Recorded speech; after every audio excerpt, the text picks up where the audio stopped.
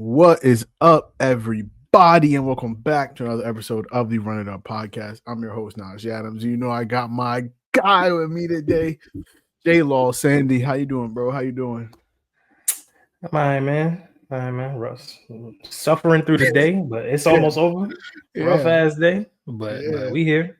yeah. There we We go. move regardless. I feel it. We ain't potted in 2 weeks. We We ain't are potted.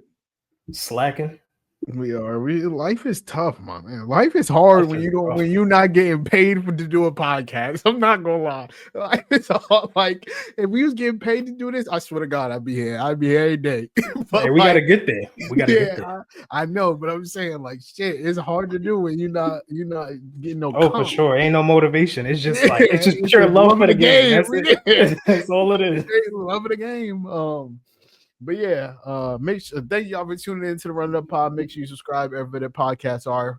Find us on Twitter at Run It Up Pod. You can find us on Instagram at the Run It Up Podcast. You can find me on Twitter at Najee_, Jalaal on Twitter at JSandy45_. Find us on TikTok. Everywhere that you watch any sort of podcast related content, we on there. Just Follow the technically IG. The IG, yeah. IG clips is going up. Yeah. You can find it in the description down below. So yeah, lock in with us today. This is an NFL X NBA pod. We're going to talk the Giants firing Brian Daboll, the Bills lost, the Packers lost, Stafford versus Drake Maye MVP, give our week 11 picks, then hop over on the NBA, talk about Nico Harrison getting fired, give a couple of NBA takeaways, and then talk Ja and Anthony Davis because they both will probably not be on the team that they're on now this time next year. So we will see what happens. So yeah, this might be a long one, but thank y'all. Lock in, tune in with us. And yeah, before we get into everything, got to do song of the week. My song of the week is off of I don't know if you've ever heard of him, but Dave, he's like a UK artist. I feel like he's a pretty so I was he giving dropped, you UK artists. You know I know you who were Dave is. you were giving me UK artist. My song of the week is off his album. I think it's The Boy Who Played Harp. It's called Raindance with Dave and Tems. Great song. Great I song. haven't listened to that project yet, but I've heard great things about it. I don't like the album as much as a lot of people do. Like a lot of people are like album of the year. I don't like it that much. I think it's a lot of like, all right, for like as you know, like my music, like I don't have a high attention span. Like I don't have a long attention span. It's like there's a couple like 4, 5, 6 minute songs in there. I'm like, you losing me. But like Raindance is a great song. Raindance and No Weapons are both great songs. But yeah, you should listen to the project. It's not bad. It's just not like as good as I heard a lot of people were saying. But yeah, that's my song of the week. What you got? It's probably one of them projects you just gotta sit down with. My song of the week. I actually just started listening to this project today. It's off Herbo's latest project called Lil Herb. A song's called Win Again. It got me feeling a little bit better about my day, you know. Shit is gonna be rough. I like that. I love a song like that. Yeah, bro. Shit's gonna be rough, but like it's gonna get better, bro. It's gonna get better. I was literally listening to it in the car because you know G Herbo don't make like songs too long, so I'm like 20 minutes into my drive. It's on song like 6, 7. Like all right, yeah, that's my song of the day, song of the week. Yeah, no, I'm gonna get I love like songs like that or like quotes like that. Like I don't know, I was on TikTok the other day and Michael Beasley has this quote where it like doesn't make any sense, but like it sound good. He was like I was hungry by myself, and then tomorrow came. I'm like that shit don't mean nothing. What the but fuck does that mean? In the context of it, I was like that shit is hard. And then Kobe, which I will eventually get tatted somewhere on me. When he was like, the storm eventually ends, and like when it does, you got to be ready and shit like that. I'm gonna get the storm eventually ends somewhere on me. But yeah, I love shit like that. Before we get into, so I didn't tell you anything about this, but before we get into our NBA talk, me and my girl got into an argument, and I was wondering what you would think about it. So basically, she was trying to tell me that if Frank Ocean and Drake dropped on the same day, Frank would outsell Drake first week. Now, granted, this will never happen because like they respect each other enough to not drop on the same day. But I thought that she was fucking insane for trying to tell me that Frank Ocean would outsell Drake. But I would love to know what you think. Outsell or outstream? Like, you know how academics tweets like, "Oh, Drake sold First week sales." Yes. Shit. Frank ain't dropped in almost 10 years. 10 years. 10 years? I think it would be close because Frank don't drop that often. And I wouldn't say he's irrelevant, but when he does drop, he is relevant. And people have been kind of not getting sour on Drake, but kind of pressuring Drake to really put out something that's worth their while. Like Drake really been giving us not lackluster, but lazy shit for a minute. And people just kind of want Drake to evolve as an artist. And I think people might hop on Frank first and then go to Drake. I mean, Drake's like loyal fans gonna listen to him regardless, but I think it'd be close, bro. I don't think it's like outrageous to say Frank would outsell. If Frank Ocean dropped his first album in 10 years, bro.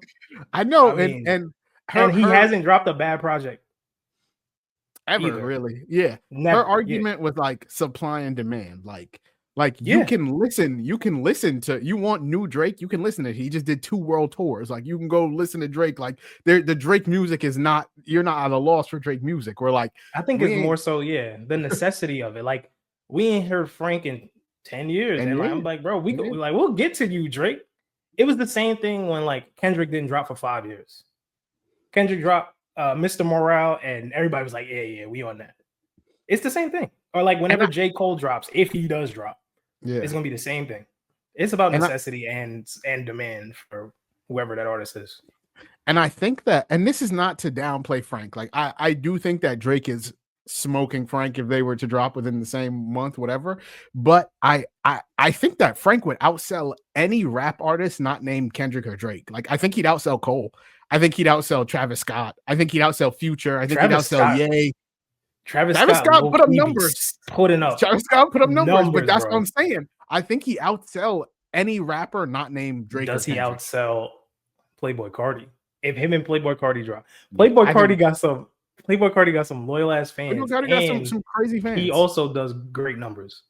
I think Frank, it's close. I think it's close. So like Blonde, when I looked it up in 2016, Blonde sold 270 first week. Like shout like shit. 270 first week. Yeah, bro. 2016 in 2016, that's insane, bro. Yeah, he was putting up. So numbers. With the new like streaming and juicing the numbers nowadays, like bro, he could sell 400K first week. I think he would do a good 354. Like, but I think Drake's first solo album after the beef is doing at least 5, 6. I don't know, bro. I don't know if it is because I think it is because everybody was like urging him to just take a break, and he just kept giving us stuff that we did not want or need. Like, we don't really need you right now, bro. You can take a break, and we'll be here when you get back. Type shit. Like some Sexy Songs for You sold 250. Her Loss sold 404. Dark Lane demo tape, which nobody gives a fuck about. So 223. Yeah. Like the floor with Drake is 220. It's 200. Yeah, yeah. Like, but so to add context to both of those, Dark Lane demo tapes dropped, I think, during COVID 2020. I think so. Yeah. So that was like the only Drake we really got up to that point in a while. Since Scorpion, probably, if I'm not mistaken. Scorpion was 750. But that was Drake at his peak. That's Drake. 2018 Drake in terms of like hits. That was like God's plan. What's the Nice for What and the shit with Travis Scott that I hate now. It's a different conversation now. I think hip hop's changing a little bit, bro. Like it's not as mainstream as it used to be. So like when Drake and Kendrick and really like Travis Scott are not dropping, because I can't even say J. Cole because J. Cole don't sell like they do. Like nobody's really paying attention. Hip hop is kind of becoming underground. Like this year was really, I enjoyed it a lot, but this year is not really for the casual hip hop fans. Like I'm sitting here listening to Clips, who's like pushing 50, and Freddie Gibbs, who's also pushing 50, and JID, who's like not underground, but real, like he's a niche guy. So it's different. And all of those three, well, not Freddie Gibbs, but Clips and JID got nominated for Grammys, which is cool, which I respect. It's a weird conversation overall. I would say it'd be close. I'm not gonna take one side over the other, but I could see Frank pushing that envelope. Bro, Frank in 10 years would hit like I think he would hit. 80s rock. Hit like 80s rock, bro. I think it would hit. I think he would do Ronald Reagan type of rock. My official prediction would be Frank 380, Drake 560. So, like, I don't think it's that crazy off, but I don't think there's any way in hell. I think Frank could do 4. That's fair. I mean, yeah, Frank could do 4, and Drake probably do around high 3s, low 4s as well. Like, it'd be mad close. Also, I've been holding on to this take for like 2 months ever since we had this conversation over the summer. So remember when you told me Pusha T was Bradley Beal? Yeah, I got a better comp for you. I got better comps for you. Yeah. And you can pick which one you think might be better. That's a good comp. No, it's not, because I have a better one. Okay. So listen. He's either Chris Bosh or Kevin Love.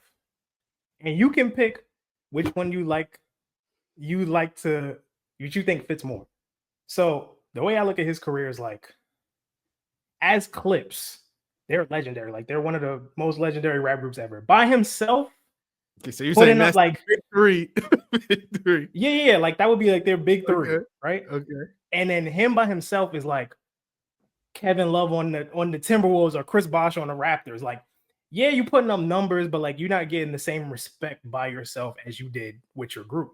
Because to be honest with you, Pusha T rap better when his brother is around. That's just facts. Yeah, that's my comp, bro. Okay. They on the verge of winning a Grammy. Like, they very well could win a Grammy.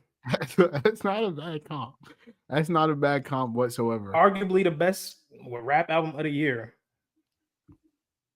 I like that. I'm cool with Kevin Love. I think that's a good Kevin comp. Love, Chris Bosh type. That's a better comp. Probably more so Kevin Love. Because Bosh got 2 rings and shit. Like an Aaron Gordon. You feel me? No. Like an Aaron Gordon type. You want to disrespect that nigga? Like, so great. Aaron Gordon is he'll give you moments. He'll give you moments. You feel me? He was on the Magic. Gordon ever made an All-Star team? He was on the Magic putting up numbers. No, he wasn't. But then he went to the Nuggets. He played with Jokic, and now he's one of the better role players. Alex Caruso, you feel me? Like, great role player vibes. You know? Yeah, we're done with this conversation. Yeah, we're done. But yeah, we can dive into that. Had to be gaslighted at the end. It had to be. Now, Alex Caruso's gaslighted. I don't think Aaron Gordon's a bad comp for real. It is. But I like the because if there was a rap Hall of Fame, Pusha T would be in it. Aaron Gordon not a basketball Hall of Famer? No. Nah, he's not. He's not. Not at all. No, he's not. I'm trying to I can't think of anyone who's like fringe Hall of Fame that was like a shitter but came to like be a crucial piece of a good. I think he's like the equivalent. He's the equivalent of like a perfect example. So you know how we talk about like all the big 2s of like the 90s and shit, like Scotty and Mike and like Stockton and Malone, shit like that. Mm-hmm. They are like, if this was the 90s per se, they'd be like a Stockton and Malone. Like Clips would be like Stockton and Malone, or like one of the best duos ever. But in today's league, they'd probably be like a third option. Like so it's somebody.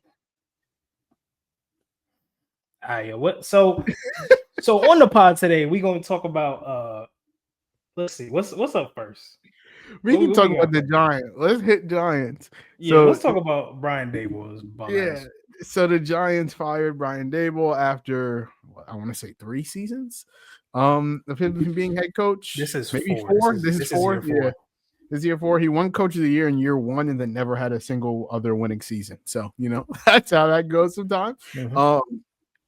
And so, yeah, my thoughts on it, I just think that, like, somebody had to pay. Like at some point, like, Joe Shane wasn't going to get fired because theoretically he's put together a relatively good roster. Like, he can go to the owner and be like, hey, I drafted our franchise QB. I drafted our franchise wide receiver. I drafted our franchise running back. I drafted Abdul Carter. I traded for Brian Burns. Daboll just couldn't make it work, just couldn't translate it to wins. And so, like, I think he kind of just got scapegoated because, like, when you lose your wide receiver 1, QB1, RB1, like, that's tough. That's tough to push through in a division with 3 other relatively good teams. Yeah. No, there's like, one good team in that division. One good team, and then like I actually think the Commanders are horrible, and they like last year was the worst thing that could have happened to them. But like they're now the Cowboys. They're just like continue because the Commanders. It's just Commanders are ass. They're one of the oldest teams in football. They're still ass. But yeah, I think Daboll getting fired. It was like I actually think that he's a better coach than most. I'm interested to see who the Giants hire. Like, it is a good job. They're not as young a team as you would think. They're the 5th oldest team in the NFL, which kind of surprised me. But it is a good job, right? Like, you're in New York. You should have some sort of job security, considering you're going to be the person that this Shane hinges his career on. You have Jackson Dart, you have Malik Neighbors, you have Cam Scatterbo, you have Tyrone Tracy from the year before, you have a relatively good pieces on defense, and you're in like a big Tyrone market. Tracy, like Tyrone Tracy, he was good before Scatty got he's there. Solid. He's solid. He ain't no world beater, but he's solid. You got Andrew Thomas locked up. Wan'Dale Robinson, whatever you want to say. Theo Johnson looks promising. Like, it's a good job. But yeah, I just don't know who they're gonna hire. Like, and this is what I was saying to you. Like, this is what I was thinking when you said, like, oh, LaFleur gotta go. I'm like, I just don't think that there's a good replace. Like, there's no Ben Johnsons out there. Like, the Giants fired Daboll to hire who? Spagnuolo? He's 65. Like, you think Spagnuolo and Jackson Dart gonna hit it off? They don't got shit in common. They could hire who? Jeff Hafley, maybe. But like, does he want to? Probably, you know, like does he want to go from Boston College to Packers to head coach of the Giants within 3 years? I don't know. You could try and hire Robert Saleh, but like, he's a defensive minded guy, and like, I don't know. Cliff Kingsbury, I think, is probably the best hire they could make because, one, we know what he looks like with a young quarterback in Kyler and Jaden, and like, he tailors the offense to the quarterback's strength, and usually that offense is pretty decent. So like, if they hire Cliff, I'd be like, okay, I understand. Clint Kubiak, if you want to try and take him from Seattle, be my guest. I don't think he's leaving. Go look at what that Saints offense looks like after the first couple weeks. It wasn't great. And granted, now in Seattle, it looks great. I think that's because of a lot of reasons that the Giants don't have. But yeah. What do you think about the Giants firing Daboll?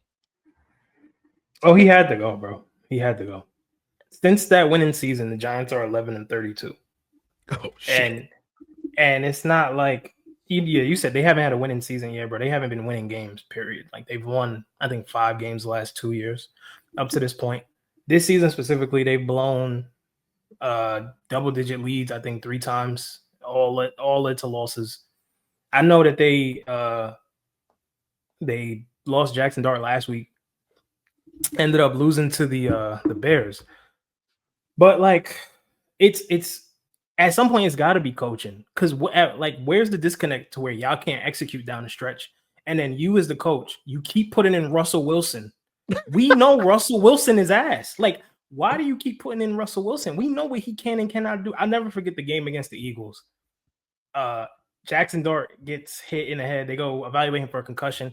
Everybody's running in the tent, like, you know, they value him so much. Russell Wilson comes out, first pass, it's like dookie dog shit. Like, shit hit the turf immediately. But on the other side of it, I'm watching, you know, I've watched a little bit of the Giants because I have Jackson Dart in one of my fantasy leagues. So I was like, you know, and the Giants are fun to watch when Jackson Dart is playing. So I was like, all right, like, their offense is fun. They got a good pass rush. Let's see what they're talking about. Who is telling or not telling Jackson Dart to protect himself? Why is he not sliding, not running out of bounds. He's like putting his head down, like he's Franco Harris in 2025, brother. That's Jalen Carter. That's who did they play? That's Nick Bonito. Stop. Cut it out. That's Montez Sweat. Stop it. Then knock your block off, brother. Please stop. So at the end of the day, like all of these decisions that are that we watch in the game, where we're like, damn, why can't the Giants just close out a game? Damn, why can't the Giants execute on third down? That's all coaching at the end of the day. Like, and even offensive coordinator, defensive coordinator. If your offensive and defensive coordinator are ass, that's on your head coach because that's the person who hired them. Position coaches are ass. Your special teams is ass. That's on the head coach. And they're just not a good team. It doesn't matter how talented you are. If I'm watching, like, again, we're watching the 49ers win games with Mac Jones consistently. George Kittle was out for like 5-6 weeks. Brock Purdy, I don't know if Brock Purdy's going to play this season, to be honest. Christian McCaffrey's playing well, but I think the longest run Christian McCaffrey's had all season is like 15 yards. 16 Insane. Yards. Yeah. And their number one receiver all year has been Juwan Jennings. Ricky Pearsall out. Brandon Ayuk out. Like, and you look at the Giants, it's like, yeah, y'all don't have Malik Neighbors, but Rondell Robinson is a promising player. Like, he's solid. Theo Johnson looks like he got some serious upside. Darius Slayton, yes, he has the drops, but he's serviceable.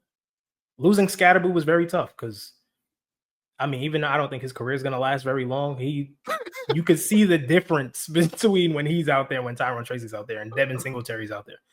But all in all, it's a coaching issue. Like you said, Joe Shane has drafted Jackson Dart, Cam Scatterboo, Malik Neighbors, traded for Brian Burns, drafted Kayvon Thibodeau, and Abdul Carter.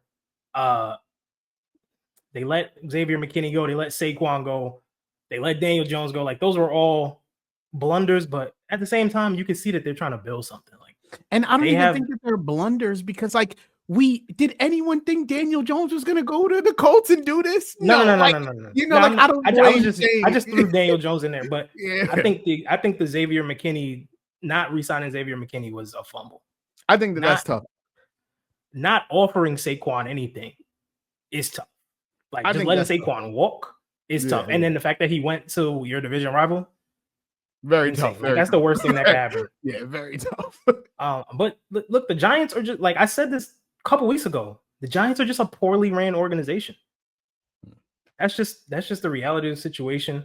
And until, honestly, they get new ownership, I don't know if anything's going to change. Like, they might have a season here and there where they go to the playoffs, they have like a magical run. Jackson Dart looks like, top 15 type quarterback, which he could be.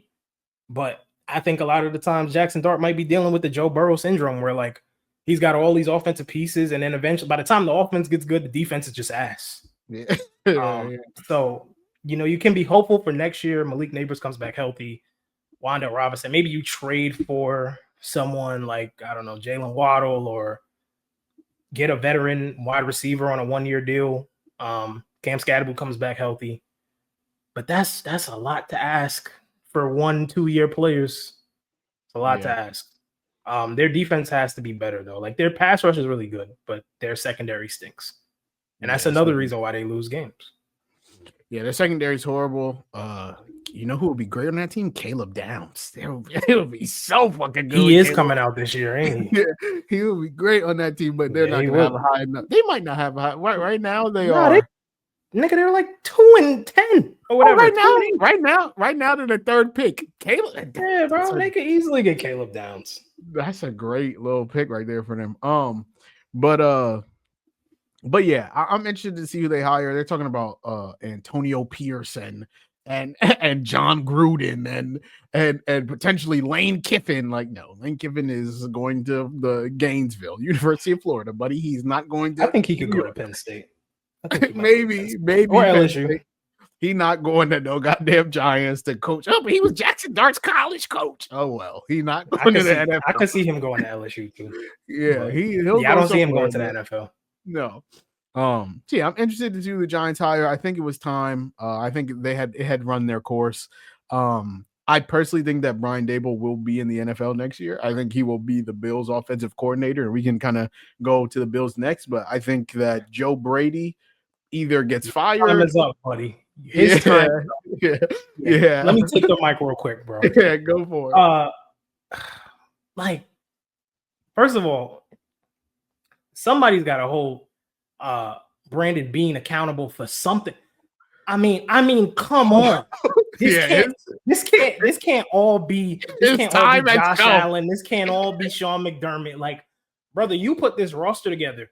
Y'all defense stinks. Y'all have talented players on defense, but you put your trust in a rookie who's coming off injury and Tre'Davious White, who's also coming off a torn Achilles. And I think a torn ACL, like back to back. So then on offense, you're like, hey, Josh Allen, can you be Superman for us? Oh, also, we're going to pay this guy tons of millions of dollars, and we're not going to give him the ball. So you're going to have to run the ball because we believe in you, and you're the MVP now. Yeah. I have a stat for you. So there's only been 13 games that the Bills have played since 2023 where James Cook has rushed for 100 yards. One of those games is in the playoffs. What do you think their record is in those 13 games? I'd imagine 13-0. 12-1. Okay. They are 12-1 in games where James Cook has 100 rushing yards or more.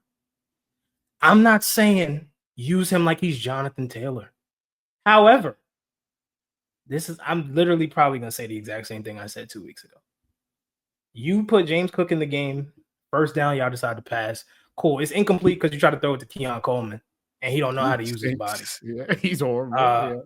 Or you throw in bubble screens to Khalil Shakir, and he don't have enough wiggle to get through, or y'all not blocking correctly, whatever it is. Now it's third down. And guess who comes in the game? Ty Johnson.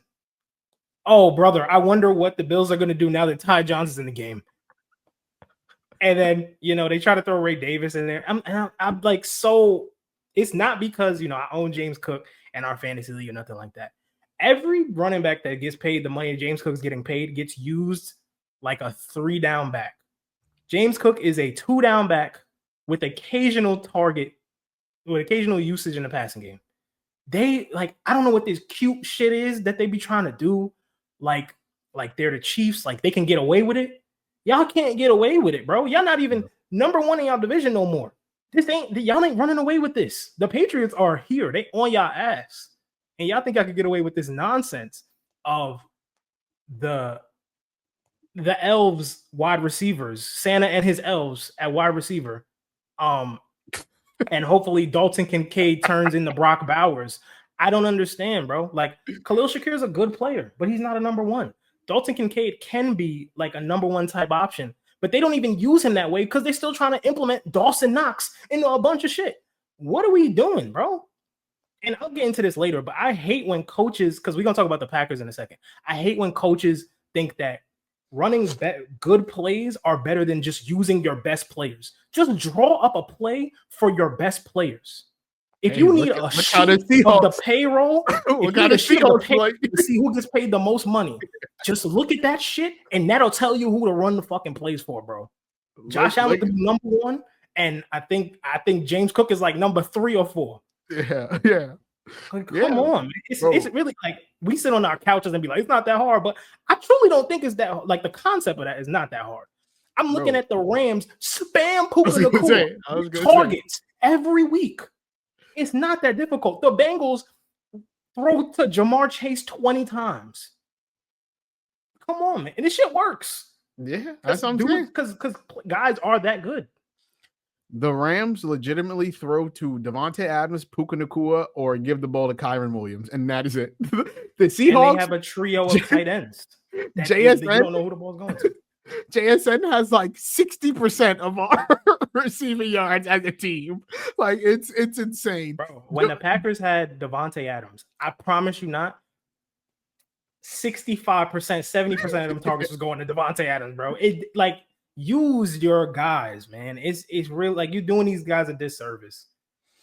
Yeah, and for me, the Bills lost. They obviously got embarrassed by the Dolphins. What I was saying is that I think the Dolphins, like I was saying, that Joe Brady will either get fired, or if he doesn't get fired, I think he will take the LSU job, because he was obviously their offensive coordinator during the Burrow-Jamar 2019. They think about season. hiring him to be head coach after coming back to be head coach. Oh boy, yeah. So I think he probably takes the LSU job, and then they hire Daboll to be their offensive coordinator. But regardless, like just touching on this Bills season, Josh Allen has 7 turnovers in 9 games.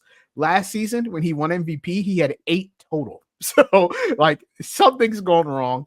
I think he's holding on to the ball too long. It would be his longest time to throw since his rookie year, because no one's creating separation, because you drafted a wide receiver that historically had one of the worst separation metrics of any receiver in any draft class in Keon Coleman, and thought, yeah, we're just going to throw him go balls and he's just going to maul people. No, that's not. I don't mean to interrupt you, but I gotta go. Do you know who was drafted the pick after Keon Coleman? Xavier Worthy? Ladd McConkey. Ladd McConkey. I knew it was Ladd McConkey. If the Bills had Ladd McConkey, bro, who's actually one of the better separating guys. He was one of the. I think he was the best separator in that class. And you know, he might be like closer to Cooper Kupp than he is to Justin Jefferson or Jamar Chase, but and like in this day and age, you could get a slot dude. Cooper Kupp won Super Bowl MVP. I'm about to say Cooper Kupp won a Super Bowl MVP. JSN was primarily a slot for 2 years, and he's now one of the best receivers in football. It don't really matter like that you can. And Amon-Ra St. Brown, one of the best receivers in football, slot guy. CeeDee Lamb started as a slot guy, one of the best receivers in football. Let's stop this bullshit, bro. But continue. Yeah, bro. And I just think that like they no one's getting separation. And when they do get open, Josh isn't trusting them because he doesn't think that they can do shit with the ball. So he's trying to be Superman. And I don't blame him. Fumbling the ball. Yeah, I don't blame him either. But like their offense, like you said, is at its best when James Cook is running the ball. But that obviously depends on game script, because if you're getting blown out 30-10 by the Dolphins, you're not running the ball. So then you're put in situations where Josh has to pass and shit gets spooky.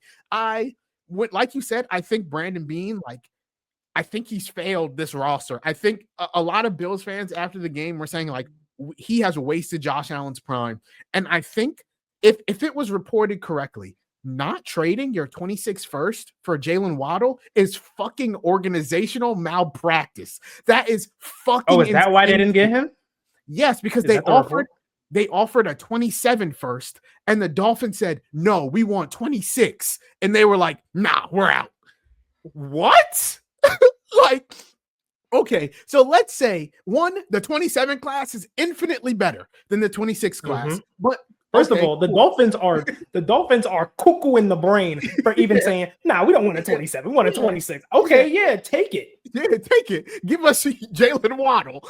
And so Brandon Beane, you don't trade your 26 first because you think like that shows me that you don't believe in this roster. And if you don't believe in this roster, then something has drastically changed in 9 weeks, because when the season started, you thought you were a Super Bowl contender. So if you're telling me you don't believe in the roster, then okay, cool. But let's say you do believe in the roster. That would mean that 26 pick is going to be somewhere between 20 to 32, let's say. You think you're going to find, there's no receiver that you're going to find from pick 20 to 32 that is going to help you maximize your Josh Allen Super Bowl window more than Jalen Waddle will right now. So like I just don't know. Even if you're looking at the receiver class, what Jordan Tyson, Carnell Tate, Jeremy Bernard, Denzel Boston, Chris Bell, Mekhi Lemon, possible first-round receivers. Jalen Waddle's currently better than every single one of them. And let me say right now, here are the teams above the Bills that also need a wide receiver. The Titans, the Saints, the Giants, the Browns, the Jets, the Raiders, the Commanders probably need a receiver because they're running out Treylon Burks. The Cardinals, the Panthers, the Steelers need a wide receiver. Like, hey, a lot of fucking teams need a wide receiver, and you could have had Jalen Waddle, and you decided not to. So I just think that that's insane. And yeah, I think ultimately the Bills do make the playoffs, and I think they'll actually win a playoff game. In 2023, they were 5-5 going into Week 11. They finished 11-6. Granted, that was a different Bills team. That team still had Stephon Diggs. It ended up ending as his last game as a Buffalo Bill was that Chiefs game where Josh Allen threw it that dime and it went like was fucking hands. And that was his last game on the Bills. But yeah, it's crazy because ironically that season was the season they realized, yo, if we give the ball to James Cook, we'd be winning games. Yeah, that's also the season crazy. That they said that next season is when they said, hey, let's get Stephon Diggs out here and let him be Pat Mahomes and do that kind of shit. But the thing is, like, it didn't work for Pat. You have to hit on your picks though. Like the Chiefs trade Tyreek Hill. They also have Travis Kelce still there. The Bills didn't have anything like that when Stephon Diggs went. Also, they go and draft Rashee Rice, who is now one of the better receivers in the league, I'd say, and also Xavier Worthy. And they also hit on the supplementary guys like the Jujus and the Hollywood Browns. And they had Tyquan But there Thornton was also for a little bit. failure, bro. Like they drafted Sky Moore in the second round. Yeah. And it didn't work. It was somebody else that they tried to. They had like Marquez Valdez-Scantling in there. Granted, they won a Super Bowl with these dudes, but at the same time, like you said, Travis Kelce was still there. Yeah. Where's your Travis Kelce? Oh, he's on the Patriots now. He's on the Patriots. Come on, man. Y'all could. Yeah, nah. Honestly, bro, this might be karma for the way they did Diggs dirty, bro. They did Diggs filthy. Yeah, and I'm a Josh Allen guy, but it's just like fuck. Like this is not a good year for him. This is not a good year. And I'm a little bit worried about the Bills. Like I said, I think they win a playoff game. I think they'll be a wild card. I think they win whoever they play in the first round. I think they beat them. But I just for a team that I was saying 4 weeks ago, because like they literally beat the fucking Chiefs 2 weeks ago and they got blown out by the Dolphins. So like the variance is just so crazy that I just don't think that you can be a Super Bowl team when your low is that low. Like that's just tough. And so yeah, I now want to give you the space to vent because I now want to move to the Green Bay Football Packers. Who have a record of 5-3-1, a tie to the Cowboys, 3 losses to the Eagles, Browns, and Panthers. They are currently the 7 seed in the NFC, where they were the last 2 years. And would face Seattle if the playoffs started today. Crazy, right? You know what's crazy? 10 years ago was that damn game. I know. I think so. That onside kick game, yeah. So yeah, I would like to just clear the floor. How do you feel as a Packers fan going into Week 11?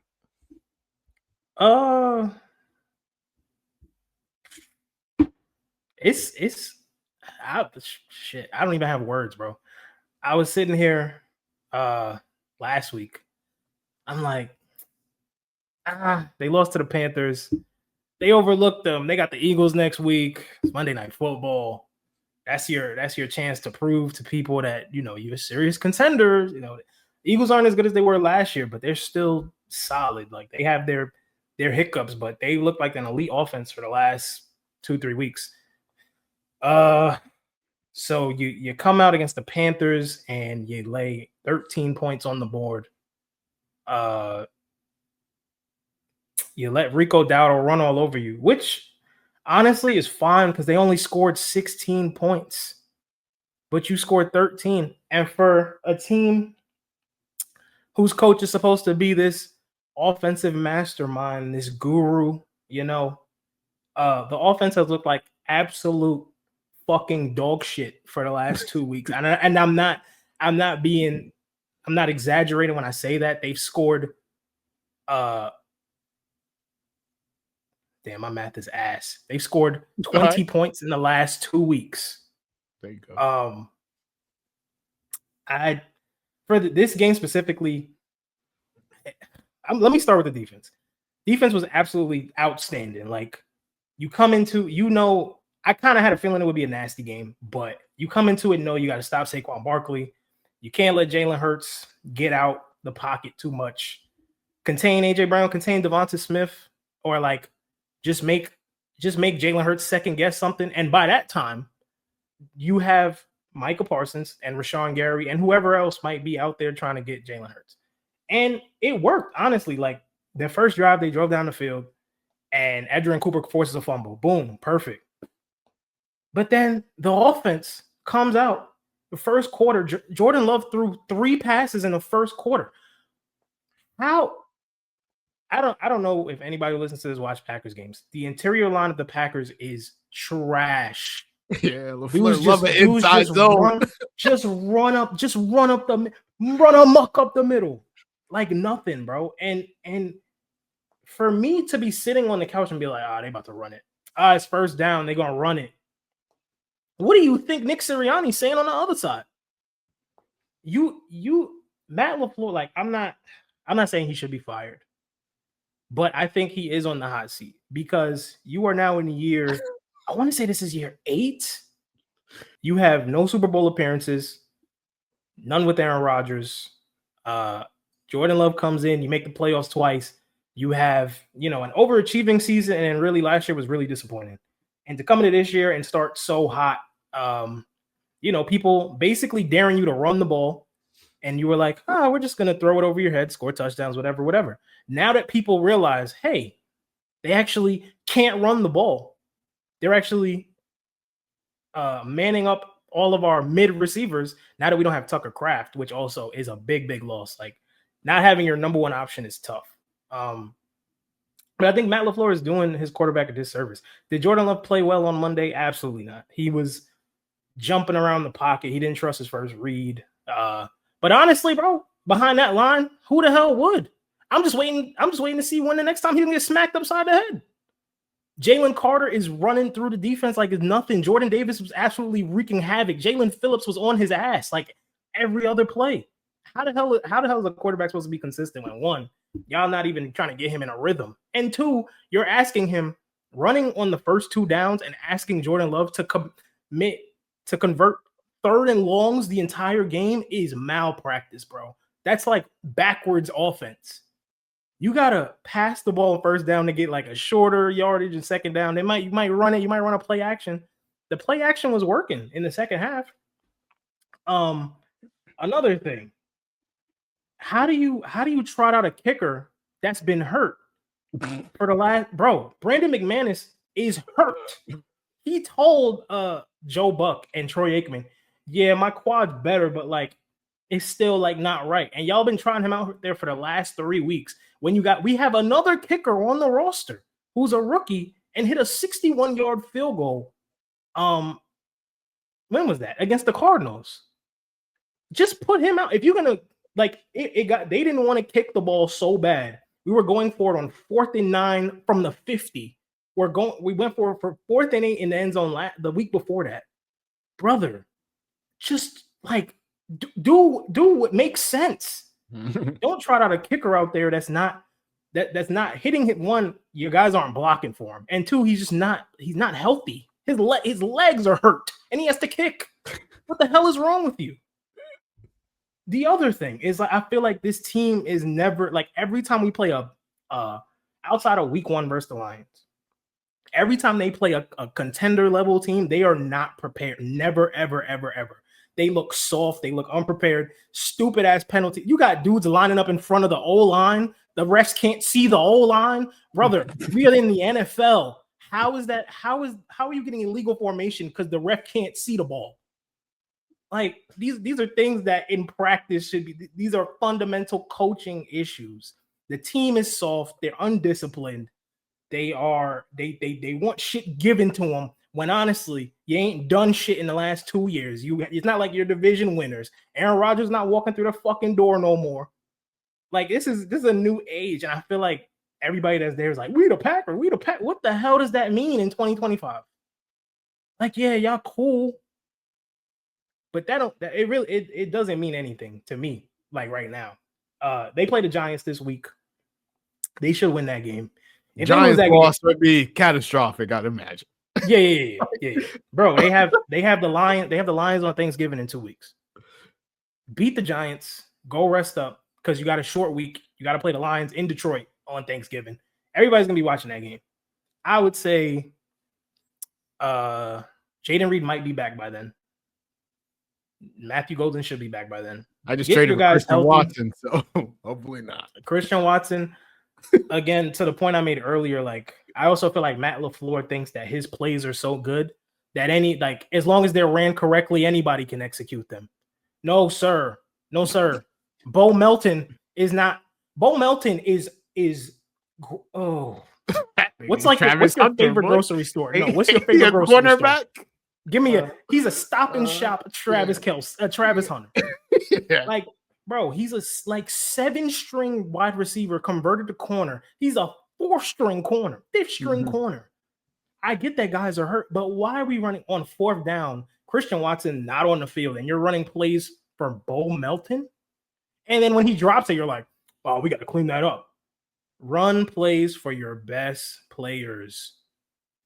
Stop putting your quarterback in positions to be Superman every 3rd down. There was a point in the game where they were like 0 for 5 on 3rd down, and every 3rd down was longer than 7 yards. Hello. Yeah. Eventually, you got to do something different, bro. But I thought, like, even with all of this that I'm saying, they still could have won the game. Like, they lost by 3. Not scoring in the first half is nasty. I think they've scored 7 points like in each of the first halves for the last 3-4 games. Disgusting. But the defense, like the reason I'm not giving up on them is because their defense is good enough to keep them in games. So if they get their offense together, they should look like a well-oiled machine. I'll say in like 2-3 weeks. Figure out your fucking issues versus the Giants. Don't get Jordan Love killed next week. Protect your quarterback because Brian Burns is coming. And Kayvon Thibodeau and Abdul Carter, they're coming because they ain't got nothing else to play for. Their coach is going. Quarterback going. Win against the Giants. Prepare for the Lions. That's really all it is. And for the people that like be hating on Jordan Love, because I know you're not the biggest Jordan Love guy. I think he's fine. I think he's like top 14. Our boy Daniel thinks he's just dog shit. So I just was scrolling today and found this. He is the 4th quarterback in NFL history to have 10,000 passing yards, 70 passing touchdowns, less than 30 interceptions in his first 50 games. The only other quarterbacks to do that, Patrick Mahomes, Russell Wilson, Dak Prescott. Like, and every time he makes a mistake, you would think Dak ain't mid outside of GOAT. First 50 games, Russell Wilson is not mid. Nah, that's my GOAT. But and Dak is solid. Dak is a top 10 quarterback. Yeah. I would say he's a top 10 quarterback. Yeah, I think Justin Love. I think Jordan Love is a top half of the I think he's a way better than average quarterback. Like I said, I think he's top my biggest 15. question for him. I think he's really good. I don't know if he's great. Yeah. I don't know if he can ever get into that upper echelon of quarterbacks, but he may not have to if his coach would just help him out a little bit. Like, y'all literally just lost y'all number 1 option and maybe your number 1 receiver beginning the season. Help him out, man. You can't be asking him to throw to Dontavian Wicks and Bo Melton all fucking game, bro. And Luke Musgrave, who hasn't started in 2 years. It's a lot to ask. Josh Jacobs doesn't look healthy. The O-line is not healthy. They just lost Elton Jenkins probably to the playoffs. Shake some shit up, man. And Matt LaFleur just be standing there with a clipboard in his hand Come on, bro. They didn't pay you for this.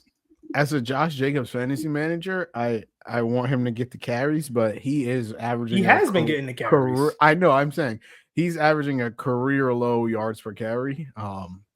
I do think that the play calling is tough because he's getting hit behind the line of scrimmage on 35% of his runs. So it just looks bad. But also he hasn't really had a breakaway run in quite some time. So I don't want to say the game has left him. Receiving wise, he's been solid in receiving game. But also when the other team is calling out what you're about to do before you do it, that's when you know your play calling is shit. Change it up. Bro. Yeah. And I think Josh Jacobs has the worst or the least amount of yards before getting hit. Yeah. The least amount of yards that running backs run before they get hit. And it's been like that since week 1. The interior line is just shit. Yeah. And because when you guys run like tosses for him, he'll get like 8-9 yards. Yeah, we have good tackles. And then we go back to inside zone, and it's inside zone 2-yard rush. I'm like, what the fuck, bro? But what? Like, even if you want to run the ball, like you don't have to give the ball to Josh Jacobs. What happened to end arounds, jet sweeps? Why are we just Savion Williams? That's why you got him, inside zone? Savion Williams didn't touch the field till the fourth quarter, bro. Like that's what I'm saying. Yeah. From the cute shit, bro. It's the cute shit. As a non-Packers man, from the outside looking in, I think that LaFleur is a good head coach. I think there's probably 24 teams in the NFL that if you fired LaFleur would do everything in their power to hire him. So I think when that's the case, you keep your coach, because there is not like you're gonna be sadly mistaken. You're gonna fire him and be like, shit, we're looking at Brian Daboll. I think the expectations are different. Like for certain organizations, you don't fire a guy just to. I mean, you don't hire a guy just so that you can make the play. Like the Packers are not the type of organization to be like, yeah, we're making the playoffs. And like, no, we're trying to win championships. And I don't know if Matt LaFleur is the guy that will help them win a championship. He's too conservative in the worst moments, and it seems like he's overly aggressive when he should be a little conservative. Like he tries to take the big shots in situations. You've seen it. Like he tries to take big shots in questionable situations, and then when you're like, just go for it. Like you play in a division with Dan Campbell. You can't be conservative against the Lions. And this is what I don't like when we get up for the Lions and then we lose to the Browns and the Panthers and maybe the Giants. Like you can't. That's not the type of culture you want to put in your locker room. Like, oh yeah, like these bum ass niggas. We don't care about them. Yeah. That's how you get your ass whooped any given Sunday. I didn't know you were this sour on LaFleur. I did see that tweet that was like Matt LaFleur might be coaching for his job. I'm like, I don't know. I think his seat is heating up. That's what I'll say. Because Brian Gutekunst has put a great roster on paper. You got to figure it out, brother. Your defensive coordinator is coaching his ass off. Yeah. Figure it out, bro. Yeah. Before this season, if you would have said that we're firing LaFleur, I would have gladly taken him as Seahawks head coach. But at this point, I wouldn't have wanted them to fire. I feel like this is the first year where I'm like, you know what? Like, this is the first year in a while that the Packers defense has been this good, and it's like we finally got a good defense, and the offense is dog shit. Yeah. And there's no reason it should be outside of maybe, the O-line being hurt and moved around all the time. I do want to mention the Eagles side real quick. Their defense is improving rapidly, and it's a little scary. They add Jalen Phillips. They got your man too. They got your man, but he stepped away from the game. Oh, he's done. He's done. He's not playing football. Yeah. Jair's not playing football anymore, bro. I don't even think his body would let him. He can't even stay on the field. But I think the bigger issue is, I don't know if you saw it. Well, you probably saw it by now. The clip of AJ Brown on Twitch. Twitch. Yeah, it's over. But he will not be on that team next year. So for people that didn't see it, he said, if you got me in fantasy, trade me right now. And he basically saying he said it's a shit show. He said it's a shit show, like family and shit is good, but everything else is dog shit. He threw a pass to himself. He threw a touchdown to himself in Madden, and he was like, "Gotta show my kid this because it's the only highlight he's seeing of me." I'm like, it's over. He said, this is how you're supposed to be used. I was like, it's cool. I'm not, but on a serious note, I wonder if mentally he's all right, because imagine he has mental health issues. He said it before. Imagine going from being considered one of the best wide receivers in football, and now the team that traded for you and paid you all this money don't even want to give you the ball. Like, I think he had 4 targets on Monday, and for honestly, like the last year and a half, it seems like the Eagles have no interest in featuring him in the offense. It's just kind of like, hey, if AJ's open, we'll get it to him, but Devonta Smith most balls. I do think that Jalen Hurts and him don't fuck with each other. Like, I do think that they don't fuck with each other. But then I saw a video today on like Eagles radio show where he said sources that he trusts said that on that 4th and whatever at the end of the game that was bat shit insane. where he just threw up tried to throw up Double a touchdown covered. to AJ. Yeah. Like they just went rogue on Nick Sirianni. Like Nick Sirianni called a play, and Jalen Hurts and AJ Brown was like, nah. And that's not the first time that's happened. So I'm like, how the hell do these dudes win a Super Bowl with all this shit going on? Because they were just vastly more talented than any team in the NFC. And then you get to the Chiefs, and it's like, okay, you give us 2 weeks to game prep, we could beat you. You know, like, I think the Eagles are getting things together at the right time on defense. I think on offense, it's kind of like you really don't know what you're gonna get week to week. Saquon, I don't think they're the best team in the NFC. No. I think it's either the Lions or y'all, honestly, right now, or the Rams. I think it's us or the Rams. Yeah, it's us or the Rams. Whoever win that game on Sunday, that's the team I say the best team in the NFC. That's fair. Yeah, but the Eagles are fine to me. I just think I never thought Nick Sirianni was a good coach anyway. So but I think he's instilled a great locker room culture. Like they're a tough team. They mostly fuck with each other. So to just have that, like the players coach is good for certain. When you have good coordinators, it works out. But their offensive coordinator sucks. So Saquon's not healthy. The O-line kind of not healthy. Lane Johnson got hurt the other day. I don't know. I don't know what to say about the Eagles. It's kind of tough. Their defense looks really good now. It's tough to say anything because they're fucking 8-2 or whatever. You know, they're 7-2. They're 7-2. They're the top of the NFC. So it's like, okay, all this bad shit is going wrong, but they're winning football games. That's why they played the Giants twice. They played the Giants twice. They played the Cowboys. They played the Vikings. I'm not sure who else they played. They played us, but we put up 7 points. Yeah. So like it's not like their schedule isn't in like crazy. Yeah, they lost to the Broncos, you know, that's that, which I think the Broncos are horrible. So that's a tough loss. But I mean, yeah, I guess we'll see as we continue to go down the stretch here. Like I think like once you by the end of the season, like teams show you who they are by like week 14. You know, like the team you are in week 14 is probably the team you are when you're going to the playoffs. So we're at week 11 now. So we're going to find out real quick who is a pretender and who is a contender. And yeah, to kind of get to the next one, Stafford versus May is the two most likely MVP candidates. Right now, they have tied odds. They're both co-favorites. Obviously, Stafford and the Rams are 7-2. They are tied with the Seahawks for the NFC West lead.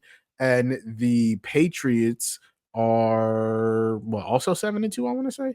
Yeah, the Patriots are 8-2. And they are the leaders of their division as well, which overtook the Bills. And so, yeah, right now, Stafford and Drake Maye, their stats, I'm looking at a comparison right now. Drake Maye has the higher completion percentage. He has the most passing yards, but he has played one more game than Matt Stafford. He has higher yards per attempt. He also has more rushing yards. But everything else, Matt Stafford leads in pretty much. He leads the NFL in passing touchdown and passing yards per game. He's only thrown 2 interceptions. He has the 4th highest average depth of target in the league, 3rd most deep ball attempts. So he's not just like yakking his way to be big numbers. Like he's literally playing some of the best quarterback play that we've seen from him in his career. On the other end, Drake Maye has pretty much become the most accurate QB in the NFL. He's 1st in true completion percentage, 2nd in deep ball completion percentage. He's got the best deep ball in the league. Yeah. 1st in pressured completion percentage. The problem is he's taken the 2nd most sacks in the NFL behind only Cameron Ward. So I think that's the tough thing there. My MVP pick, like only 4 second-year quarterbacks have ever in NFL history won MVP. Dan Marino, Kurt Warner, Pat, and Lamar. So if Drake Maye wins MVP, he's pretty much a fucking Hall of Fame lock. I am giving it to, if the season ended right now, I'd give it to Drake Maye. To come in as a 2nd-year quarterback and take the division from the reigning MVP and quarterback who I thought was the best player on the planet 2 months ago, it's pretty crazy. Like it's not like we thought this receiving core was special. When you look at Matt Stafford, he has the best offensive play caller in the sport. He has a top 5 wide receiver. He has a top 12 wide receiver in Devontae Adams, like, and he has Kyrie, like he's making it work. Like it's not like he came in 15. and we didn't top 15. Cool, at age 32, that's still pretty fucking good. Yeah, like that's still... like that's still good. And so like we didn't expect the Rams to be a bad offense. Like we figured this is what would happen. Whereas like the Pats, did anyone expect them to be top 5 to be 8th in passing yards in the entire NFL? No. On the backs of Stephon Diggs, Hunter Henry, and Kayshon Boutte? No. So like I just think if we look at what Drake Maye has done to this Patriots team to be able to take them from literally like one of the worst teams in the NFL to 8-2, 8th most passing yards, a relatively good offense with ACL. Stephon Diggs just tore his shit 7 months ago. Like that's big for me. So I'm giving it to Drake Maye, but curious on your thoughts. I would also give it to Drake Maye. I have my MVP rankings: 1 Drake Maye, 2 Stafford, 3 Jonathan Taylor. And I think you can make a serious argument about all 3 of them. Like Jonathan Taylor is essentially doing maybe more than 90 yarders. Bro, I think he might be on a higher pace than Saquon was last year. He's already had 5 games with 3 touchdowns. Yeah, insane. So that touchdown record is by LaDainian Tomlinson is very much in jeopardy. And it's not one of those things where like he's the best running back in the league. He's having a really good season, so we're gonna throw him in MVP conversation. Like he's having one of the best seasons of any running back ever. And is also a vital part in like Daniel Jones. He is the best player on that team. Yeah, like he's the best player on part in why the Colts felt like they could trade 2 firsts for Sauce. You know, like they felt like, hey, we got one of the best players in the sport. Daniel Jones is making shit shake enough. Like, fuck it, give us Sauce Gardner. He's their best offensive weapon. I would say, you know, like they have Quentin Nelson, who's, you know, it's hard to rank offensive linemen, but if you want to put an O lineman in front of a running back, fine. Best offensive weapon. Next to a quarterback who, I mean, like he's playing well, but do I believe in the Colts to make some shit shake for real? No.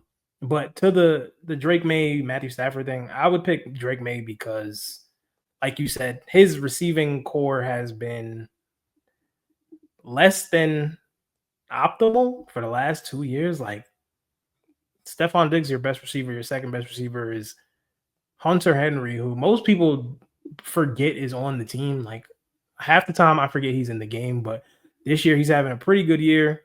Kayshon Boutte, who just he's like their Rashid Shaheed. You forget he's on the field, and then he makes a 60-yard catch over the shoulder. And Drake Maye, honestly, like the game against the Buccaneers, making throws with Vita Vea, like running him down, cracking him in his chest, and making absolute dimes down the field. It's not all like statistical for me. It's just when I watch the game, I'm like, bro, this dude is playing like a top 5 QB in his second year on a team that nobody had making the playoffs. Even if you're a Patriots fan, nobody thought the Patriots were making the playoffs. I was higher on them than most because I think good coaching can definitely make a bad team a decent team. But I did not consider that Drake Maye would take this leap so fast. And yeah, I mean, now that they got Travion Henderson in the mix, they look like a serious team, bro. Like, I don't think this is some magic. There's some magic in the air of like, you know, what Jaden Daniels did last year, like leading an old team. They're a pretty young team. They're well coached. Running backs are young. Their receivers are young. We just don't really know them because they haven't done much in their careers outside of Stephon Diggs. For Matthew Stafford, I think he's also having like a really good year. He's played games without Puka Nacua. He's played games without Devontae Adams. He's played games without what's their fucking tight end's name? Terrence Ferguson. They got like 5. Yeah, the game against the Jaguars in London, they were just throwing to their tight ends all day. Like Devontae Adams had, I think, 3 touchdowns, but I think Terrence Ferguson and whoever the other tight ends are were pretty much the focal point of the offense with no Puka Nacua. Hasn't really mattered. I think that's more of a testament to how good of a coach Sean McVay is. But Matthew Stafford is pushing 40 years old, so let's not act like this is just normal. Yeah. They are at top of the NFC. They look like one of the best teams in the league. And I think if the media had to pick an MVP today, I think they would pick Stafford, but I think Drake Maye deserves it more. Yeah. I think Drake Maye deserves it more. I'm more impressed with what Drake Maye is doing, given that he's 23, 24 years old. And I also think they have a first-year head coach. I think the Pats are a dark horse AJ Brown team for the offseason. Because maybe I think they're a dark horse AJ Brown team. Because at some point you do got to get Drake Maye someone like for real. Maybe they'll draft someone though. Like maybe they feel like they don't need to pay AJ Brown the money he's getting paid when you can draft Carnell Tate. Like they can be okay with drafting Carnell Tate because he fits their timeline. Jordan Tyson fits their timeline. Or you go draft somebody in the second round, and in 2027 you go get you one of them dogs. It don't matter. Yeah. But the Patriots will be fine. I love what their future looks like. It's a little scary because we just got over the Patriots being a fucking dynasty, and now here they are again, out of thin air. Like I'm so tired of seeing the Patriots, but like they're just a well-managed organization, and history tends to repeat itself. I'm not saying he's Brady, but for him to be in his second year doing this, when he wasn't even considered the best or second best quarterback in his class, is pretty phenomenal. So shout out Drake Maye. I wouldn't say I was like a non-believer, but like I wasn't this high on him. I had him third, but I thought he would be like a solid quarterback, not a generational one. Yeah. And to move on to our NFL picks, we did not make picks last week. So our total tally, because I did count your Packers and my Eagles pick before the game started, our total tally is Najee 20-10, Jalaal 18-12. So let's get to week 11. We haven't even figured out. We got to figure out like what the loser got to do. Yeah, somebody got to do something. But week 11, we start on Thursday night tomorrow. It's Wednesday night as we record this, but Thursday night we have the 54 passing yard New York Justin Fields Jets going up against the New England Patriots in Foxborough. The Patriots are favored by 13.5. I am taking the Patriots to win this one rather easily.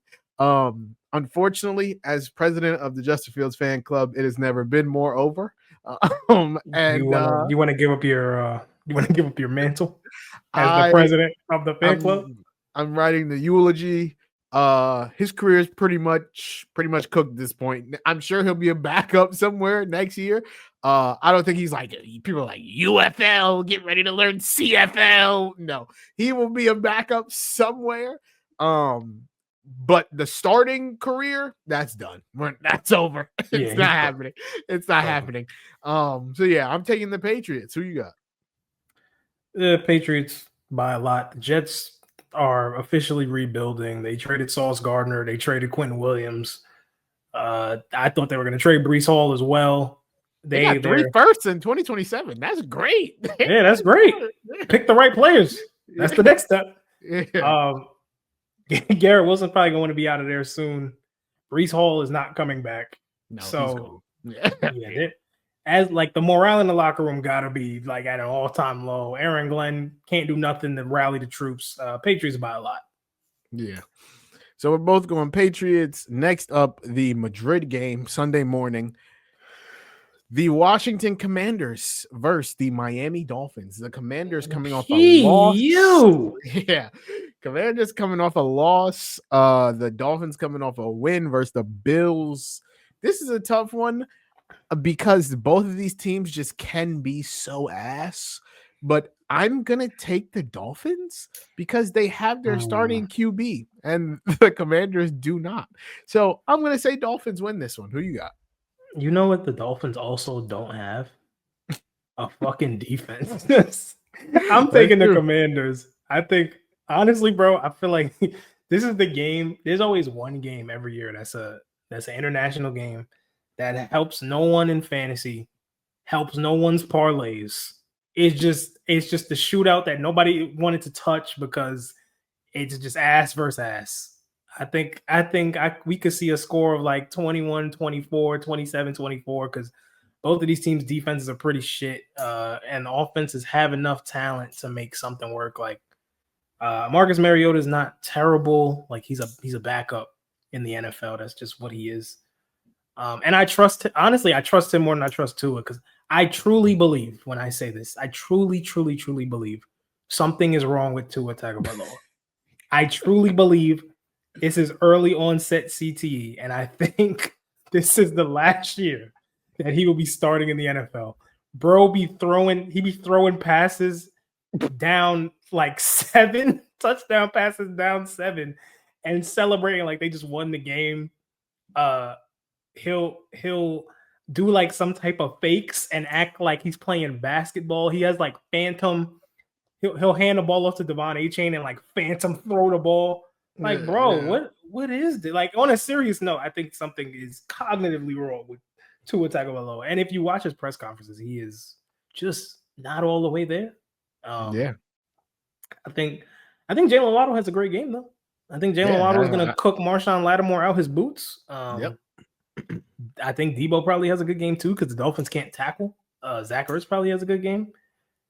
I think maybe the difference will be that the fact that the Dolphins can run the ball and the Commanders can't, but I'm still going to take the Commanders because I think Tua is that bad.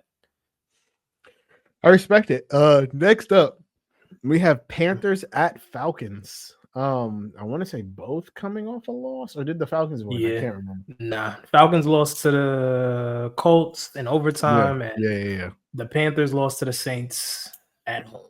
Yeah, Tyler Shuck fucking masterclass. And so, yeah, I would take the Falcons. I'm taking the Falcons in this one. I think the Bryce Young era in Carolina is dangerously close to being over. I think it's very tough there's not many quarterbacks that have started their career as horrible as him, not record-wise, but like stats-wise, and ended up being good, if any. And so I think that they're gonna move on pretty soon. I'm taking the Falcons because they at least show some sort of fight. They have Bijan, they have Drake London, they have Michael Penix. I think the Falcons win this one. Who you got? I'm taking the Falcons, but like, God, the Falcons stink, man. And maybe that's because I have some bias. You know, my wife's a Falcons fan, and I want them to do well, to bring some happiness into my home, you know? And I watched the game last week, and I'm like, Raheem Morris is a shitty coach. Michael Penix kind of sucks. Like, he's not like Bryce Young terrible, but he's like nothing special. He's missing. The only person he seems to see is Drake London. He's throwing the ball out of bounds over Darnell Mooney's head. He's throwing the ball behind Kyle Pitts into the defender's shoulder pads on deep balls. They don't use Bijan Robinson because apparently Tyler Algier is their new all-pro running back. The fuck? Defensively, they're fine. Like, I think their defense has been playing really well. And they're very consistent. They drafted 2 rookies this year, James Pierce and Michael, not coming to me, out of Georgia. But their defense is really impressive. Like, Jesse Bates might be the best safety in football. Their pass rush is very much improved from last year. And I think that's the reason they win this game, because of their defense. And I think they finally get to run the ball a little bit more. And I hope they use Bijan. It just feels like, for me watching the game, every time they line up in pistol, I'm like, oh, they're running it. Like, and they try to act like they're not. Bijan will be out wide as like an X. And then all of a sudden he motions in the backfield. And I'm like, oh, it's a pistol. They're running it. Yeah. And they damn sure do. And sometimes like it works because Bijan is so damn good that it doesn't matter. The brother can cut through a forest, through fucking cornfield. Like he's, in terms of like his athleticism, I think he's the most athletic running back in the NFL. So like, and even Saquon was like, yeah, I could cut, but I'm not Bijan. And Drake London looks like top 12, 10, 12-ish wide receiver this year. And Kyle Pitts has had a resurgent year somewhat. I think they still don't feature him quite enough, but I think part of that is on Michael Penix. They honestly, I'm picking them because they have more talent. And Bryce Young sucks, even though I want him to be good. And that's about it, brother. That's about it. Yeah. Rico Dowdle resurgent season. I'm rooting for him to do well, but listen, at some point the Panthers got to turn back into the Panthers. Yep, I'm with you. Next game is Tampa Bay at Buffalo, which I think is a very big game for both teams. Oh shit. I skipped that one. Yeah, Tampa Bay at Buffalo, very big game for both teams. The Bills have lost one game at home. I'm gonna take the Bills. Over a 3-week span, you have Chiefs, which you win, you have Dolphins, which you lose, and now you go to Bucks. I'm gonna choose to believe that this Bills team is closer to the team that beat the Chiefs than they are to the team that lost to the Dolphins. And I'm gonna take Josh Allen at home. I'm gonna take Josh Allen at home in Orchard Park to win the game. But I don't feel good about it. Who are you going with?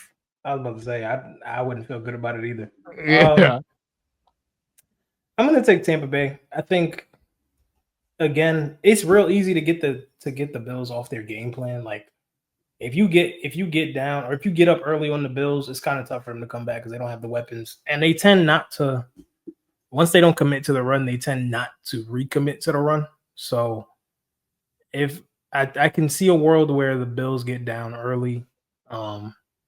And outside of last week, I think the Buccaneers have been pretty good at stopping the run, and Trevion Henderson's just a phenomenal athlete and just outran everybody on the other team. But they still got Vita Vea in the middle. They still got, great defenders on that team. And I have genuine concerns about the Bills' defense.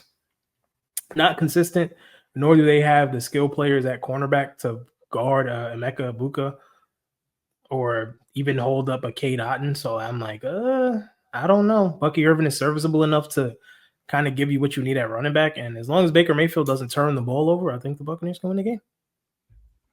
Yeah. Next up, we have the Texans at the Titans. Cam Ward versus actually Davis Mills is playing, which is the only reason I'm not auto picking the Texans, but I'm still auto picking the Texans. I just think the Titans are an absolute dumpster fire of a team.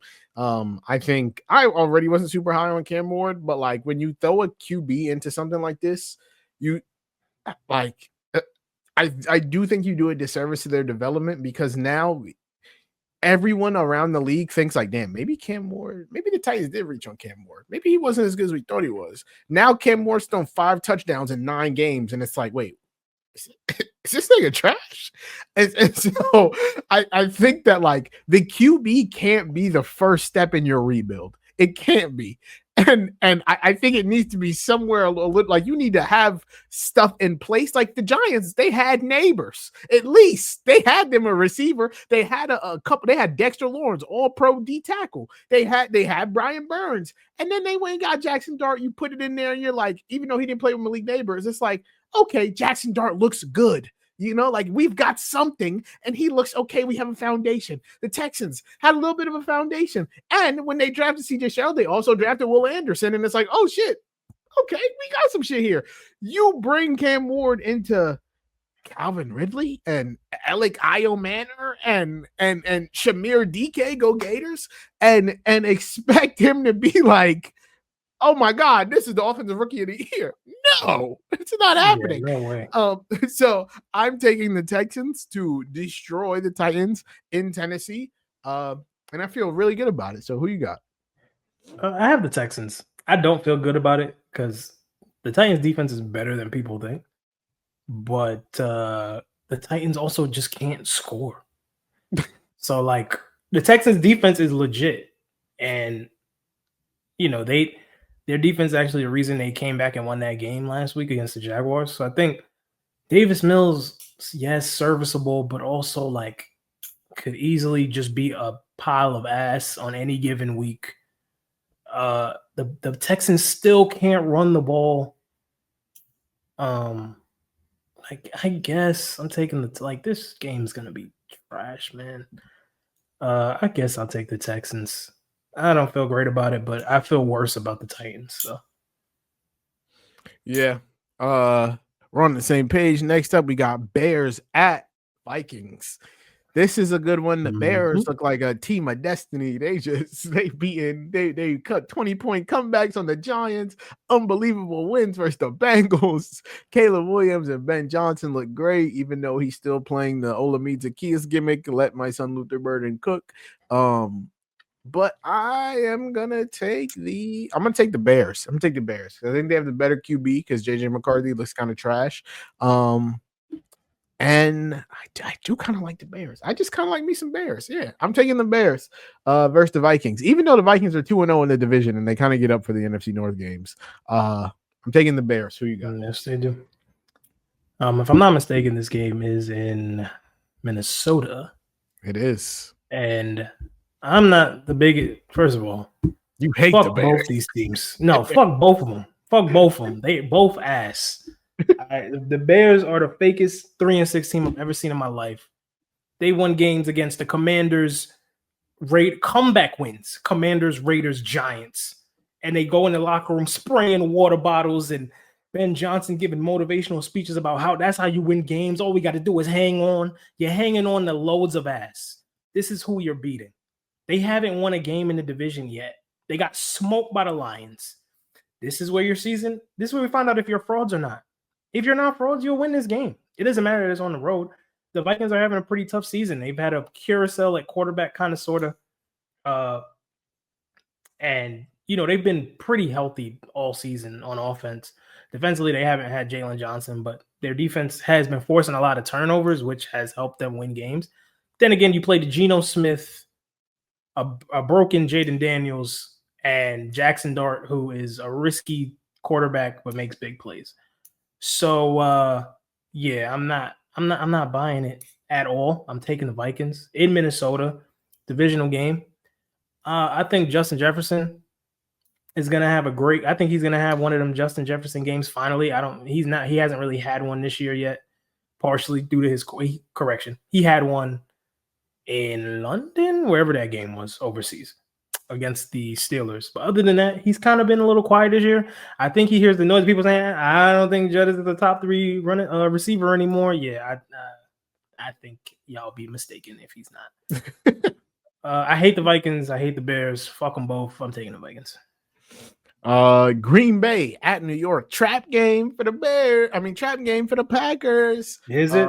It seemed like it's a team on our level. Yeah, it might be. You lost to the Panthers and the Browns, so nothing's out of the ordinary. Nothing's off the table. Off the table, brother. This does feel like a get right game for the Packers, though.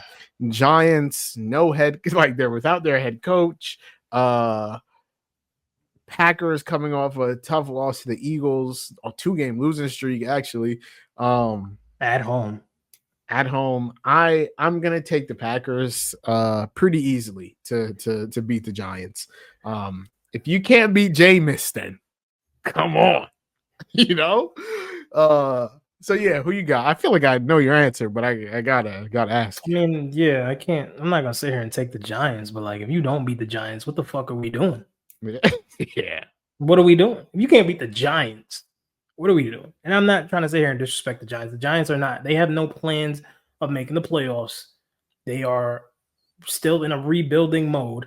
And their rebuild got halted a little bit with their injuries. So just go out there, take care of business. Don't make this a sneaky close game like you did with the Browns and you did with the Panthers. Just go take care of business. And get up out of there and get ready for the Lions. That's it. If you don't win this game, you're fucking ass. Yeah. I agree. I'm with you. Next up is Cincinnati. The Bengals go to Pittsburgh to take on taken with no logic, but go ahead. Yeah, Bengals go to Pittsburgh to take on the Steelers. Steelers coming off a loss. Cincinnati coming off a bye. Joe Burrow, they've got to win games to make Joe Burrow come back for whatever reason to try and save a season like they try and do every single year. And I'm going to take I think this is going to be hopefully a Jamar masterclass. The Steelers have one of the worst secondaries in the NFL, which is crazy because they have a lot of great players, you would think, but like He just they had a give up. masterclass. I know. I'm saying another one. Another one? Another masterclass because the Steelers give up insane amounts of yards to wide receivers. And Joe Flacco likes to go like Uncle Bowl Part 2. So I know the Steelers won the first one. I personally think that Aaron Rodgers is washed. I think that DK, congrats. You wanted all that money, and now look at you. You're getting 2 yards a game, and JSN is breaking receiving records. So eat it, buddy. And I'm taking the Bengals. So who you got? I'm taking the Steelers. I just think the Bengals, yes, offensively talented. Steelers defense has been playing well, better as of late. They did beat the Colts. And even though they lost to the Packers, which honestly was a terrible matchup for them, I like how in the world, after watching how the Bengals lost to the Bears, how in the world can I trust to pick the Bengals for anything? That's fair. I don't know who the safety was or who the corner was that tried to tackle Colston Loveland, but he tried to like almost hip check him or shoulder check him. He's 6'5", 245 pounds. And you think a little shoulder check is about to, was it in overtime or it was like the end of the fourth quarter? It was like the end of the fourth. Yeah. End of the fourth quarter, y'all are up. And you just give up a touchdown because you don't want to tackle. That's been happening with the Bengals all year. The last time the Steelers played them, Aaron Rodgers looked like 2020 Aaron Rodgers. He scrambled out into the left, throwing dimes down the field to Pat Freiermuth. Yeah. I'm taking the Steelers. I think the Steelers team offensively is not very well constructed. Like DK is cool, but they don't have another guy to go to. Like they be trying to like cheat on third down and throw a nice little slant to Darnell Washington just because he's a big body tight end and he can just box out other corners and linebackers. But I think I don't know, bro. Neither of these teams are good. They just have like a bunch of names. Like Jamar's amazing, T's amazing, Chase Brown is cool, Joe Flacco makes the games entertaining, Aaron Rodgers might make a play here or there, but like at the end of the day, I just think the Steelers are just a better team top to bottom. I think Joe Flacco trying to run away from TJ Watt is going to be a sight to see. And it's in Pittsburgh, so I feel like the Steelers definitely play better when they're at home. That's the main reason why I'm picking them to win, because they did lose that game. They should have won that game a few weeks ago on Thursday night, but it is what it is. Divisional games, weird shit. It happens. Next up is Chargers Jags. Jags without Travis Hunter, possibly without BTJ, but I think he'll be back. Without Travis Hunter, season-ending surgery. It is in Jacksonville. Very tough, very tough. It is in Jacksonville. I'm going to take the Chargers. I think they're just the better team. They're only 2.5-point favorite. But I do think that the Chargers are just a better team. Omarion Hampton will be back soon. I don't think he'll be back for this game, but Kamani Vidal looks just as good. Like Kamani Vidal is making shit shake. Lad McConkey's fine. Keenan Allen has broke the Chargers receiving record. QJ has kind of fallen off the map a little bit from the first couple weeks of the season, but regardless, they still have a pretty talented offense. And yeah, I'm taking the Chargers because I just think they're the better, well-rounded team. Who you got? I have the Chargers as well. They are the better team. The Jaguars kind of been fraudulent all year, in my opinion. Chargers offense is pretty well-ran machine. Justin Herbert looks really good this year. Arondé Gadsden is now one of the best young tight ends in football. Keenan Allen, even though he kind of took a step down from the first couple of weeks, looks perfectly fine for his role. Lad McConkey's back on track. QJ back to earth, but they still look perfectly fine. The Jaguars, to me, are just like, meh. Trevor Lawrence is meh. Travis Etienne is meh. Liam Cohen as a coach, meh. Their defense, same thing. Yeah. So, and they don't, whether BTJ plays or not, I don't think it matters. Because he hasn't even looked like half of what he was last year. So, Chargers by whatever their spread is. I don't really care what you said. It was 2.5. They're 2.5 underdogs. The Chargers are. The Chargers are 2.5-point favorites. Oh, okay, yeah, I'll take the Chargers. Yeah. Next up, we got Seattle versus Rams. Game of the week. I don't think you can flex games this early. No, it's 4:05, just a normal 4:05 game. Damn. I don't think you can flex games this early, but it should 100% be the Monday night game because nobody gives a fuck about Dallas versus. It should Raiders. be the Sunday night game. I'm sorry. Yeah, but Eagles Lions is good. Like Monday night, Monday night is Cowboys Raiders. Nobody gives a fuck about that. Give me flex that shit. Put that at 4:05. Ashton Shenty versus TD Lamb. yeah. No one cares. For me, I mean, there's no way in hell I would pick against us. The Rams and us, I think we are the two best teams in the NFC. I think this is ultimately probably going to be one of 3 matchups that we play against them. So whoever wins this one don't matter because I think we're going to see them again later in the season and then again in the NFC Championship game. So I am taking the Seattle Seahawks. I think that we are a very well-rounded team. I think we don't have a ton of weaknesses. I think neither do the Rams. I think Mike McDonald is the best defensive mind in football. I think Sean McVay is the best offensive mind in football. And I think this is going to be a fucking battle that I am very excited to watch. I think if we did have one thing that would stop us, it would be our run game because the Rams have allowed 1 rushing touchdown all season and we are struggling to run the ball. And we struggle, like we've gone up 28-0 both of our last 2 games, which is like kind of insane, but like we do struggle at that point to kind of put the game away and Sam Darnold kind of starts to do Sam Darnold shit. So if anything happens, I could see, us trying to manage the situation. We might get into a little bit of a hiccup, but ultimately I'm taking Jackson Smith and Jigba and Sam Darnold and Rashid Shaheed and Mike McDonald and Devon Witherspoon and Ernest Jones should be back. And we will probably still be without Julian Love and Tariq Woolen and Kobe Bryant and I thought Hank Lawrence hated Woolen. We do because he's a gooner, but he's been playing pretty well the last 2 weeks. He was horrible, but we also saw what life was like without him when he had the concussion, and we were watching Nehemiah Pritchett in coverage, and it was not good. So Tariq Woolen and DeMarcus Lawrence and Tyrese Knight and fucking Boye Mafe and Leonard Williams. Yeah. Let's go. Seahawks win this one. Who you got? Man, almost knocked his mic out of commission. I'm taking the Seahawks as well. Honestly, it's because they're on the road. I think they play a lot better when they're on the road. Undefeated. They go home. Yeah, they go home and start bullshitting. I think this will be a really, really good game. It's honestly a toss-up. These are 2 of the best teams in the NFC, 2 of the best coach teams in the NFC, 2 of the best quarterbacks right now in the NFC.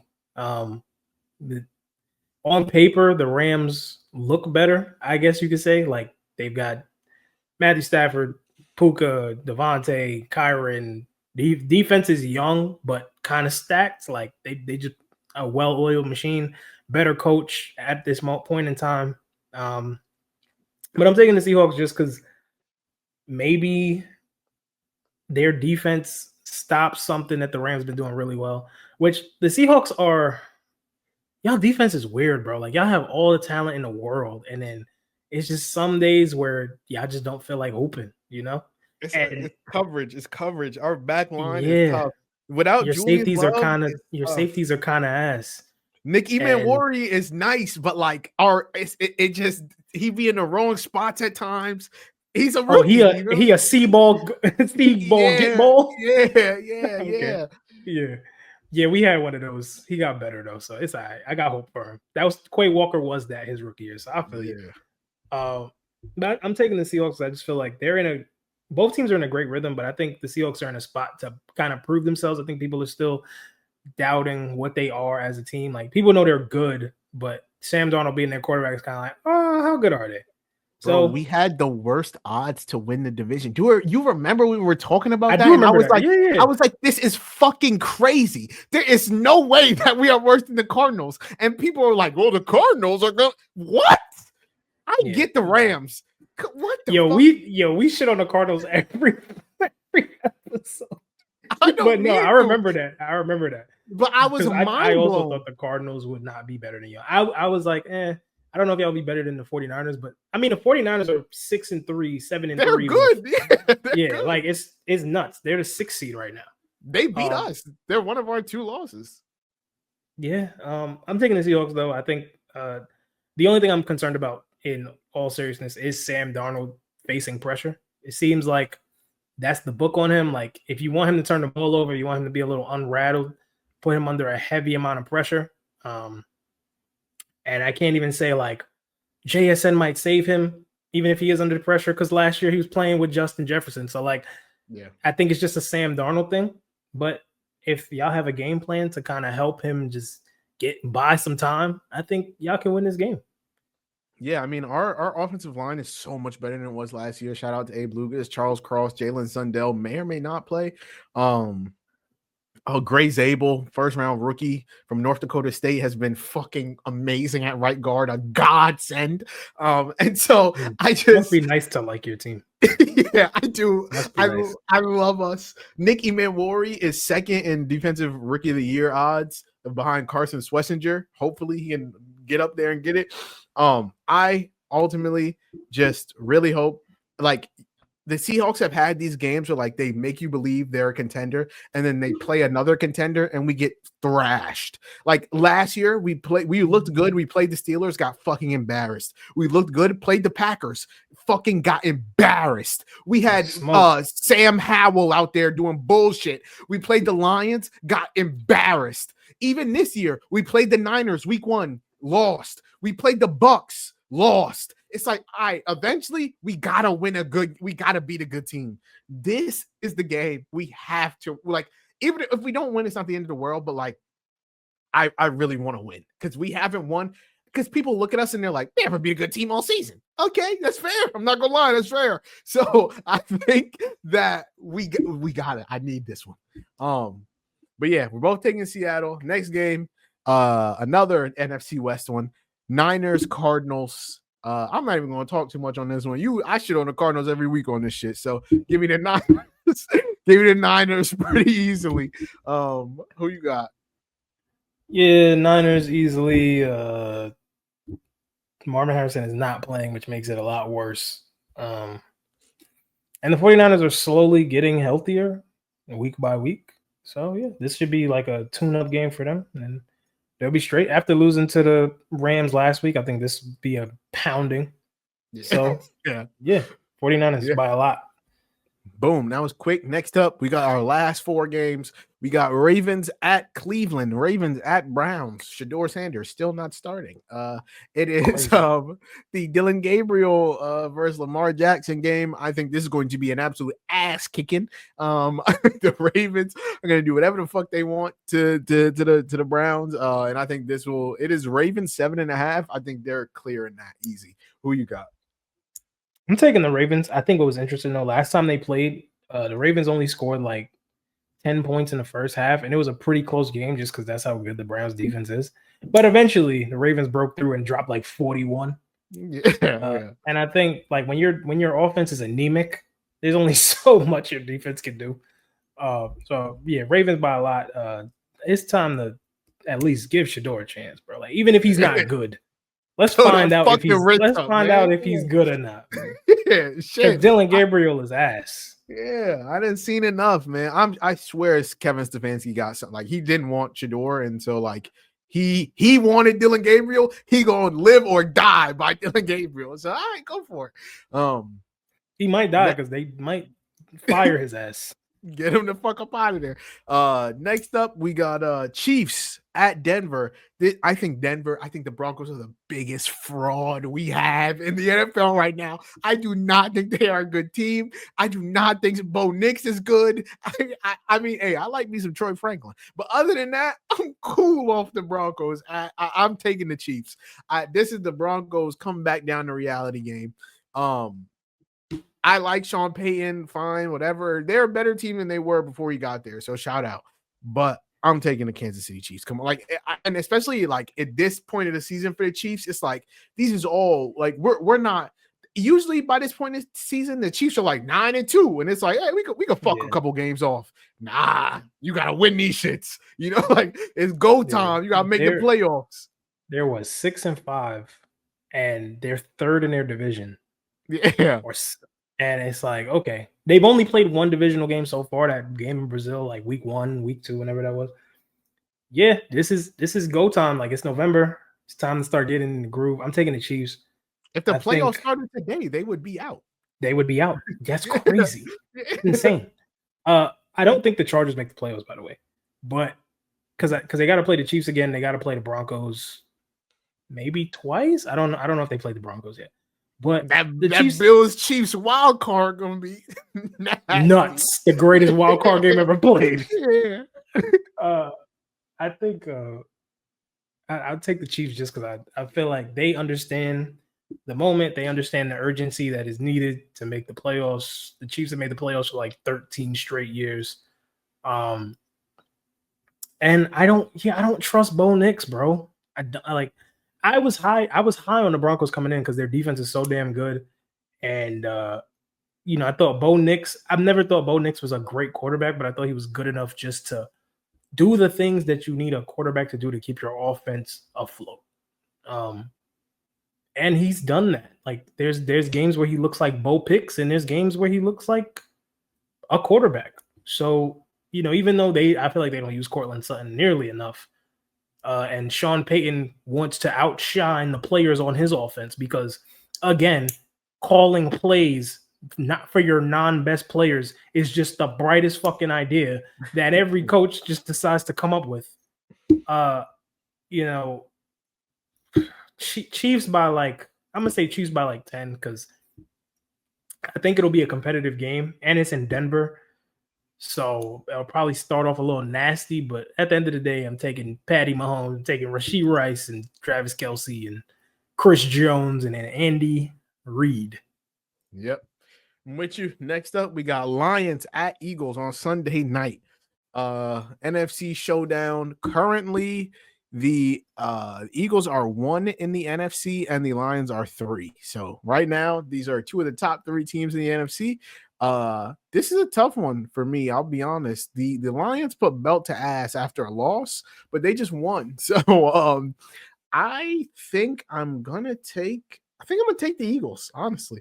I think I'm going to take the Eagles. I think all that A.J. Brown bitching and moaning, I think he's going to have a good game. Where's the game at? It's in Philadelphia. So I'm going to take the Eagles here. I think they win, and I think it's a 1-possession game in the fourth quarter, and the Eagles find a way to hold on to it. Who you got? I have the Lions. I think they play better on the road. Like the way they play is fit perfectly for how you want to win a road game. Run the ball, play action, use your best players. Yeah. The line, I don't root for the Lions, but if the Lions are good at one thing, it's putting the ball in the hands of their best players. They use Amon-Ra St. Brown. They use the hell out of Jahmyr Gibbs. They use Sam Laporta. They make sure that their playmakers get the ball. Their defense is slowly improving. Terrion Arnold looked like absolute shit the first few weeks of the season, but he seems to be turning around. Aiden Hutchinson looks fully healthy. The Lions look really good. I don't like the way the Eagles looked last week. Their offense just looked – granted, the Green Bay's defense is really good. Their offense just looked like not on the same page in a way. Without that big play from Saquon Barkley in the fourth quarter, I don't know if the Eagles score a touchdown.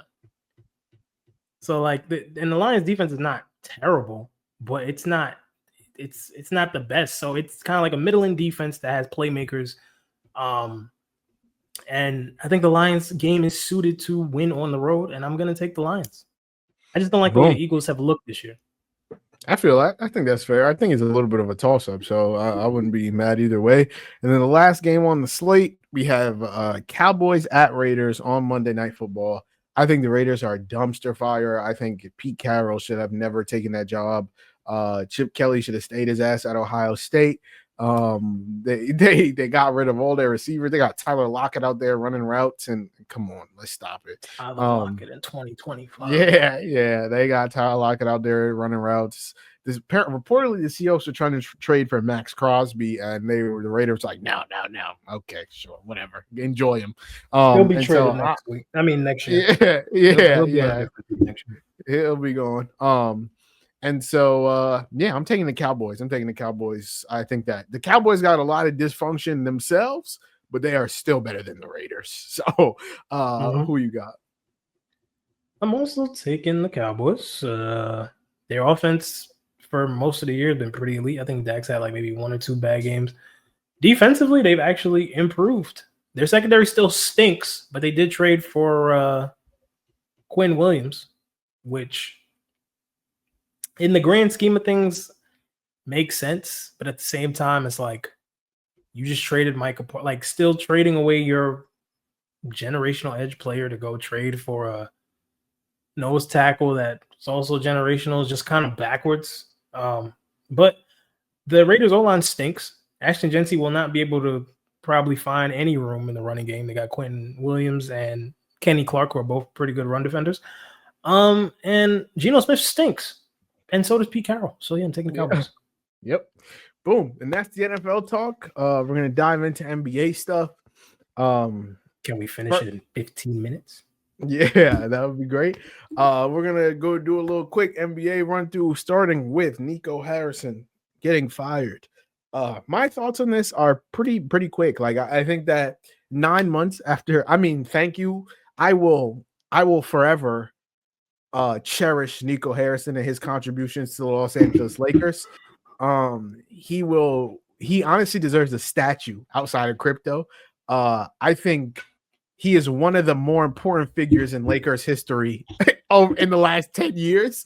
But outside of that, as a Mavs fan, I think it was time. 9 months after trading Luka, you said time will tell if I'm right. Defense wins championships. The Mavs are last in the West, and the Lakers are 8-2. So I think that it was time, and I think that the Mavs have to blow it up. Like, there's AD should not be on that team anymore. Kyrie should not be on that team anymore. Like, you have Cooper Flag. This is the last year that you own your pick until like 2030. So like, this is the year, especially with Cam Boozer and Darren Peterson and AJ DeBanza, to get Cooper Flag a running. Like, this is the year to be ass if you're the Mavs. So like, I think the roster is also pretty horribly constructed. Like, all your 5 best players are all power forwards. Like, so I think that we have to do something to blow it up. Kyrie, good luck in Houston, brother.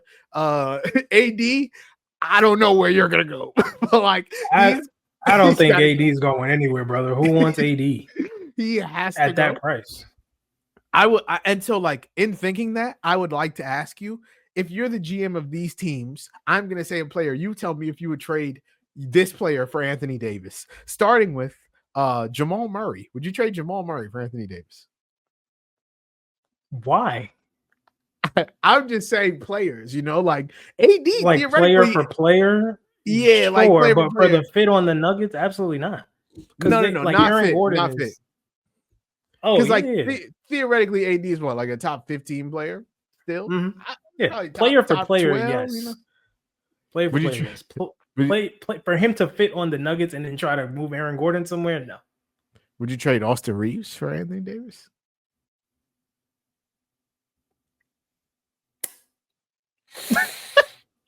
I don't think so, brother. I don't think so. I don't think so, nuts. Bro. Anthony Davis got traded in February of last year or February of this year. He's played 9 games for the Mavericks. So, like, from the Nico Harrison side of things, for you to be like, oh, we're trading away Luka because we don't trust his health and he's not in shape, to go trade for Anthony Davis is fucking insane. It's nuts. You're bullshitting. You're like, oh, we didn't think anybody else had the package. Nah, nobody knew, because you knew if people found out they was gonna cut your ass because you stink at your job. And not only that, this dude was trying to get Anthony Davis to come back early from his Achilles injuries, and the doctors were like, The doctors were like, yo, if he comes back early, he might tear his Achilles. And then he's trying to egg Anthony Davis on to be like, yeah, bro, you could come back. Get that nigga out of here, bro. Like, he's trying to ruin your franchise. Come on, man. No, and like he changed his bio to like unemployed, and like it's funny and it's haha. And for him, like he didn't really lose shit. Like, cool, you lost your job. He still made millions of dollars. He still signed $1 million. He's gonna be fine. He can never work again. What else He's gonna be good. His resume though. You arguably made the worst trade in NBA history. You traded a 10-year window potentially for brother. I don't even know, a season of Anthony Davis.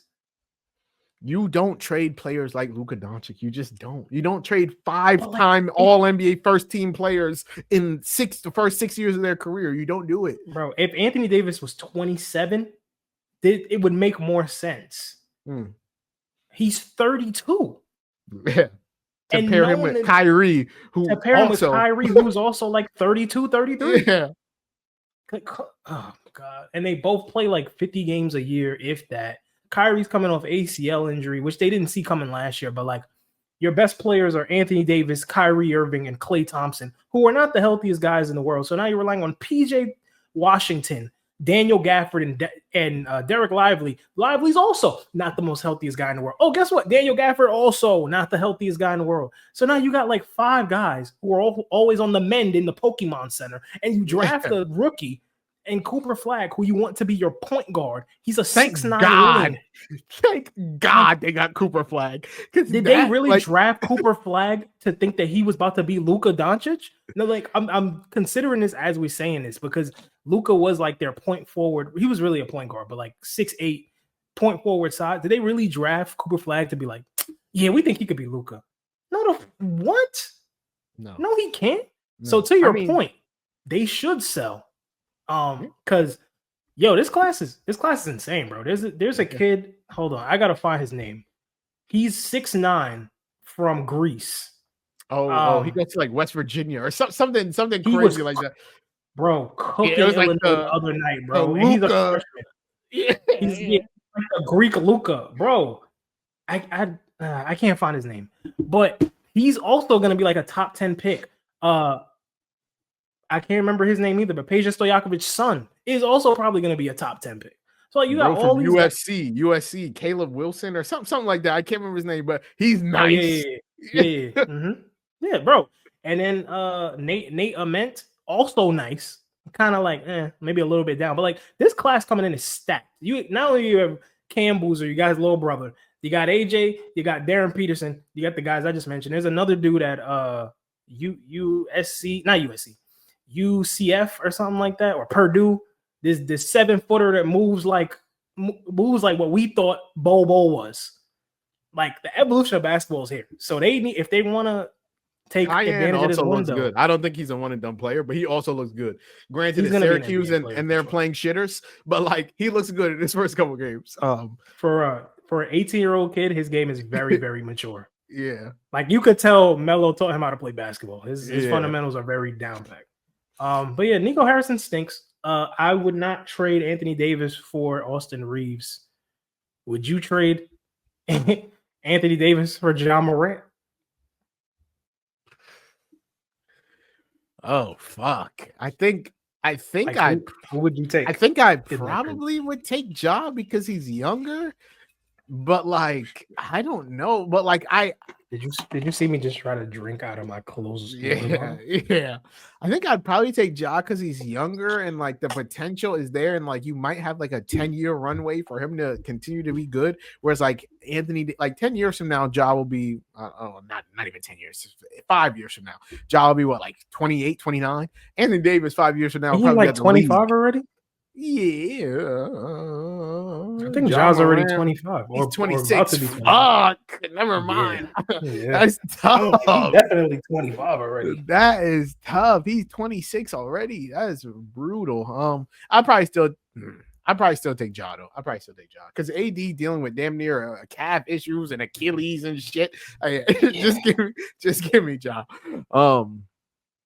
But yeah, I mean, we could talk about you wanted to say some NBA takeaways One of mine, I'll make mine quick. One of mine is that the Clippers are actually bad. Like I thought they were gonna be good. I thought they were gonna be good. I think they're gonna be good, but they're actually a bad basketball team. Bradley Beal's now missing the season. Yep. Kawhi Leonard does what he does best, which is not play basketball. He has looked good when he's played, though. The problem has never been that he doesn't look good when he plays. The problem is that he doesn't play, and so that nothing changes. Chris Paul looks like he should have just retired. Brooke Lopez. Yeah, Norm Powell was good. They should have kept Norm. Shit. Thank you for Norm Powell. And speaking of Norman Powell, right now Norman Powell is playing like an all-star. Right now, Norman Powell is the best player on the Heat. Why? Because Bam is not playing. Tyler Herro's not playing. And the Heat are going band for band with the Cleveland Cavaliers, who they just beat the other day in overtime. Damn near double overtime. And let me see if they won tonight, because I was not able to watch the game. They got smoked tonight, but it's okay. They're 7-5 with Bam missing, I think, 3-4 games now. Tyler Herro has not played a game this season yet. And I would just like to say, I came into the season, I was like, the Heat are ass. And on paper, yeah, they were. And I was okay with them being ass. But La Spostra Nostra has worked his magic. And he is back. He is now, again, the best coach in the NBA. I don't know how we went from running 90 dribble handoffs to being this offensive juggernaut with Davion Mitchell, Norman Powell, and Jaime Jaquez leading the way, but I'm here for it. I can't say enough about like the team. Everybody looks really good. Nikola Jovic looks good. Bam looked good before he got hurt.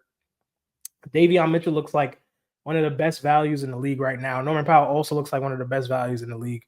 And they're also playing defense. Like Andrew Wiggins looks fine. I kind of don't want him on the team, but he looks fine, tradable.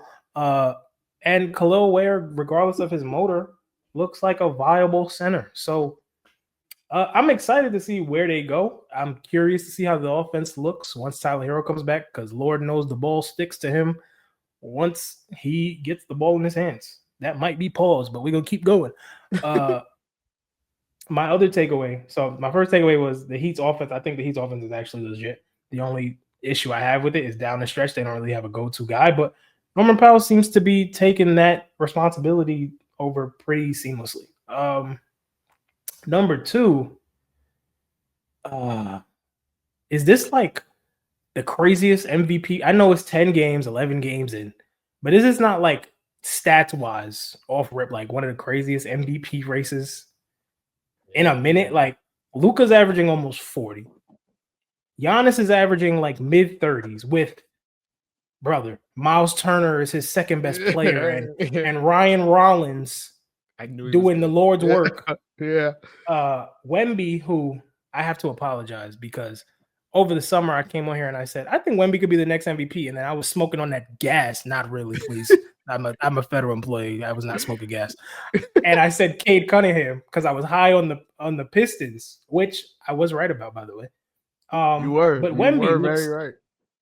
Wemby looks amazing. Wemby looks like what is bound to come behind him in the NBA. Like he looks like the new prototype for what teams want to have as their, maybe not their star, but like a kind of player you want to have on your team. And somebody said, like, what's Wemby's ceiling? And I was like, or a comment said he could be top 15 all time or be one of those guys that's like, damn, injuries took him out. And I feel the exact same way. Like, I really, really don't want him to get hurt. But I'm like, I see no way where he's just like super mid, because his defensive impact and his skill offensively is fucking nuts, bro. I was texting my dad and my uncle, they're old heads, OGs.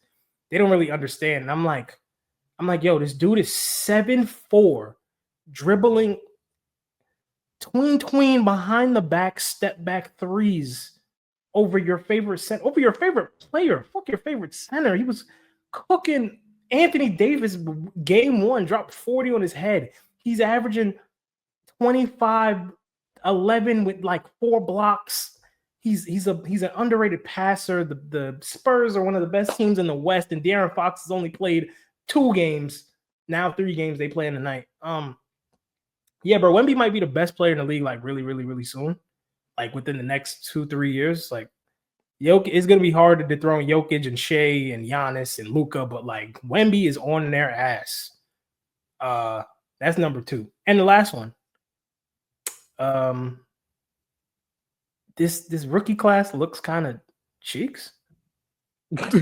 Like the rookies don't look great. Like Cooper Flag doesn't look great. Granted, I think Jason Kidd is failing him miserably. Con Knipple looks pretty good. Con Knipple does look good. Yeah. But no one else is really like standing out to me. And I mean, if I had to pick a rookie of the year, VJ Edgecombe, yes. He started off really hot, and then it was just like he's taking a significant dip.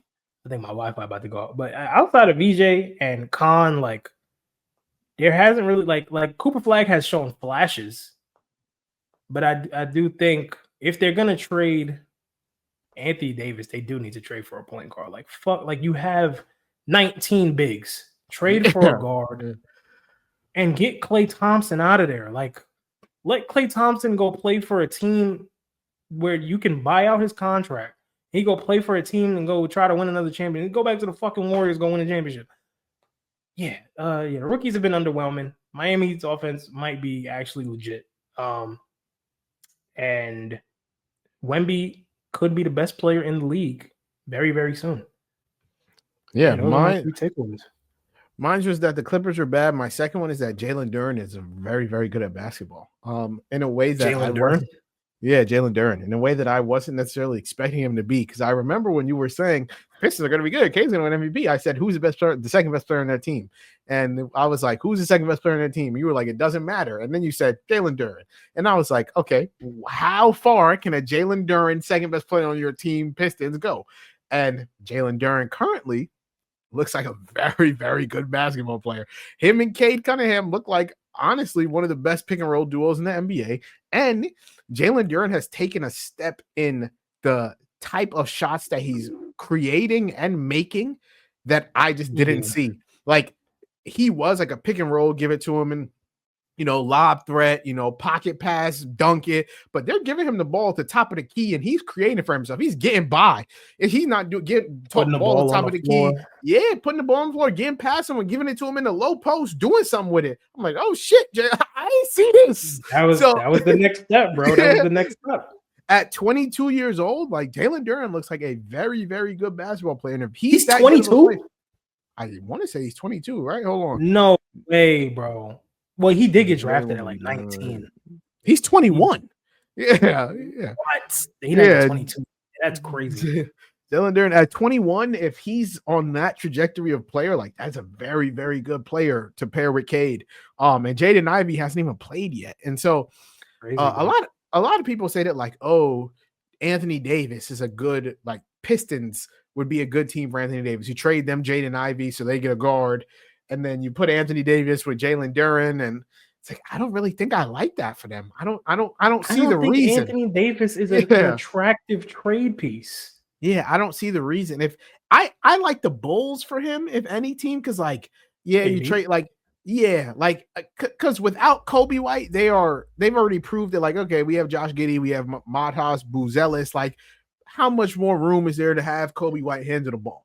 And so, if we trade Kobe White to the Mavs, they need a guard. They get Kyrie up out of there to some other team. Kobe White becomes their guard. You get Kobe White, Cooper Flag, Derek Lively. That's a good little 3. You get AD to the Bulls. I don't mind that. That's his hometown. Good little 3 is crazy. That's a cool 3. That's not a bad 3. That's not a bad 3. In the West? I mean, yeah, the goal is to be ass enough to make that good 3 a great 4. Oh, you still want them to be ass. Okay. Yeah, that good 3 can be a great 4 with Darren Peters and Cam Boozer and AJ DeBanza. So that's the goal. All right, so call it now. Where does Ja Morant end the season? It's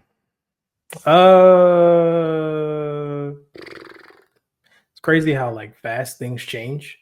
because a team could come out and be like, we don't want this player. I'm curious to know if the Celtics can make a run at him. Ja Brown Tatum is because they I mean, they need bigs, but they they can trade Anthony Simons, who is kind of like their sixth man right now. But I think like a 4 of Ja, Derek White, Jaylen Brown, and Jason Tatum is kind of tough. Even though I hate the Celtics guts, I think they have made themselves more flexible to do a move like that. Another team, I mean, like, yeah, people want him to go to the Rockets, but I think that's such a nasty fit. Like, spacing wise, the Celtics are perfect because he can just get into the paint.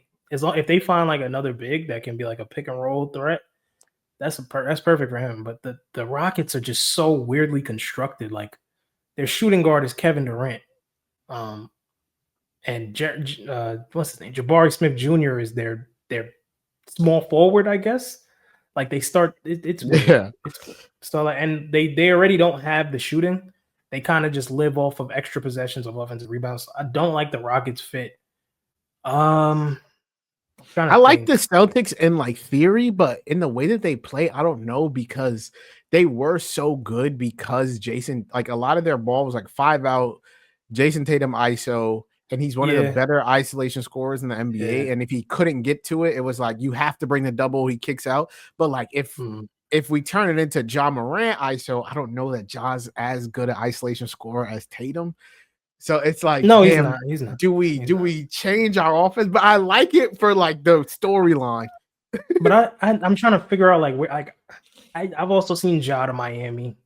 I've seen a lot of Miami. I personally think not the worst fit because they would have to trade Hero to get him, which I'm not opposed to. Like, Ja's better than Hero. But at the same time, do I want Ja Morant playing basketball in Miami? No. He's gonna be on James Harden shit. I personally think that he will be. I like the Timberwolves fit. I think Ja and Anthony Edwards is. I don't like the fit. I think that I think Ja and Anthony Edwards is fucking electric basketball. I think it's electric though. Yeah, and I would love to see that, and they can make it work a lot of different ways. Like you could trade Julius, like because hold on, wait. I don't mean to cut you off. The Mavericks. Do you trade for Ja? Who do you trade? He's AD? Not even like. Listen, AD and Jaren Jackson. I mean, they got Jaren at home. I mean, they got wait AD for Kyrie to come back, or they could just wait for Kyrie to come back and then trade him. Can they trade Kyrie right now? I don't think so. You can. I think you can. If they can get off Kyrie and go get Ja, like, and then because the Grizzlies are at a point where it's like, if Ja's not bought in, y'all gotta blow it up. He just looks like a different player. Like he's just not as like skill wise is not as good. He's taken a step down in athleticism because he had a knee injury that kind of fucked him up. But he's also like never been the greatest shooter. He's not like the best passer in the world. So like, I'm not saying he's mid. His athleticism makes him like a dynamic player, but I don't know if he's good enough to be like a 1 on a championship type team. No, like, that's why I say he can be really good too. That's why I say the Wolves, because I think that's fun. He doesn't have to be the 1 because the 1 is very clearly Anthony Edwards. And like you can make it work. You could get Rudy Gobert up out of there and make it work. You could get Julius Randle up out of there and make it work and keep Rudy if you want. You could get Rob Dillingham up out of there. There's I just thought about one that could be like interesting, but I don't know if they would do it because they just traded away their best player. What about the Suns? Like, what if they wanted to flip? What if they wanted to flip Jalen Green? Like, get Jalen Green and like some first for Ja, or like Jalen Green plus a player and some first for Ja. I like Book and because Matt is fun. Matt Ishbia, like, yeah, he's mad aggressive. So like I could, but they don't really have picks like that either. Could also see the Clippers. I like that fit though. I think the Clippers. I think the Clippers are more of like an Anthony Davis team, to be honest. Like I could see them convincing themselves that like, Yeah, like convincing themselves like Harden, Kawhi, because they can make it work without giving up Harden or Kawhi. Like you give up John Collins, Bogdan, like they got enough shitty salary to make it match it and make it work. And they could run out a lineup of like Harden, Kawhi, AD, Zubats. Like they had convinced themselves that like shit, that's not bad. So like I wouldn't. I mean, mind it's not, but like it's not great because you can't rely on two of those guys. So I'm really trying to think of like a good team for Ja, but like I feel like half the NBA has their point guards, and I was gonna say the Magic, but I'm like they're not gonna do that. No, there's no way to do that. And honestly, yeah, that's what I got. I was gonna ask you the same thing for AD, but honestly, I think he ends up either no, the Bulls are on like a 4-game loser streak now. It doesn't quite make sense.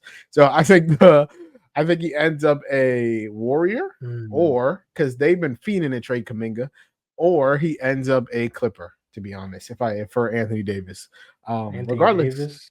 Yeah, I think he ends up a Warrior or a Clipper. Those are the teams that I can convince, that I feel like can convince themselves we're an Anthony Davis away from being competitive.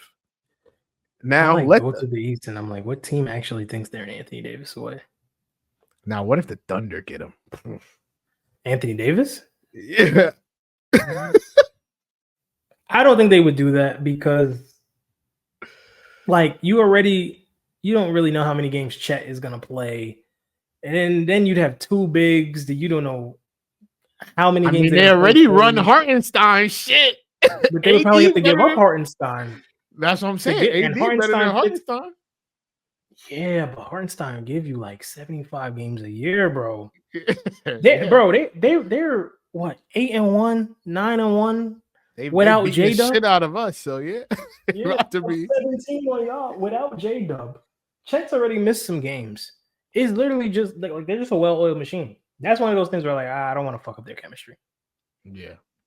Yeah, I mean, I said earlier, I think they're going to be a 70-win team. So I think like they are. This is without Dub. This is without Lou Dort. Like they are very good. Yeah. So yeah, that's really it for this episode, y'all. I hope you enjoyed this episode of the Run It Up podcast. It was lengthy. We went 2 hours. It's 2 hours. Make sure you subscribe to Run It Up Pod everywhere that podcasts are found. Last time we did this, I was losing my voice, but I got my shit back. So find us on Twitter at Run It Up Pod. Find me on Twitter at Najee_Jalaal JSandy45. Follow us on TikTok and Instagram as well. Everywhere you listen to podcasts, we have a 5-star rating and review. I hope you have a litty day, a litty night, a litty life. And just like we do on every episode of this podcast, make sure y'all go run it up.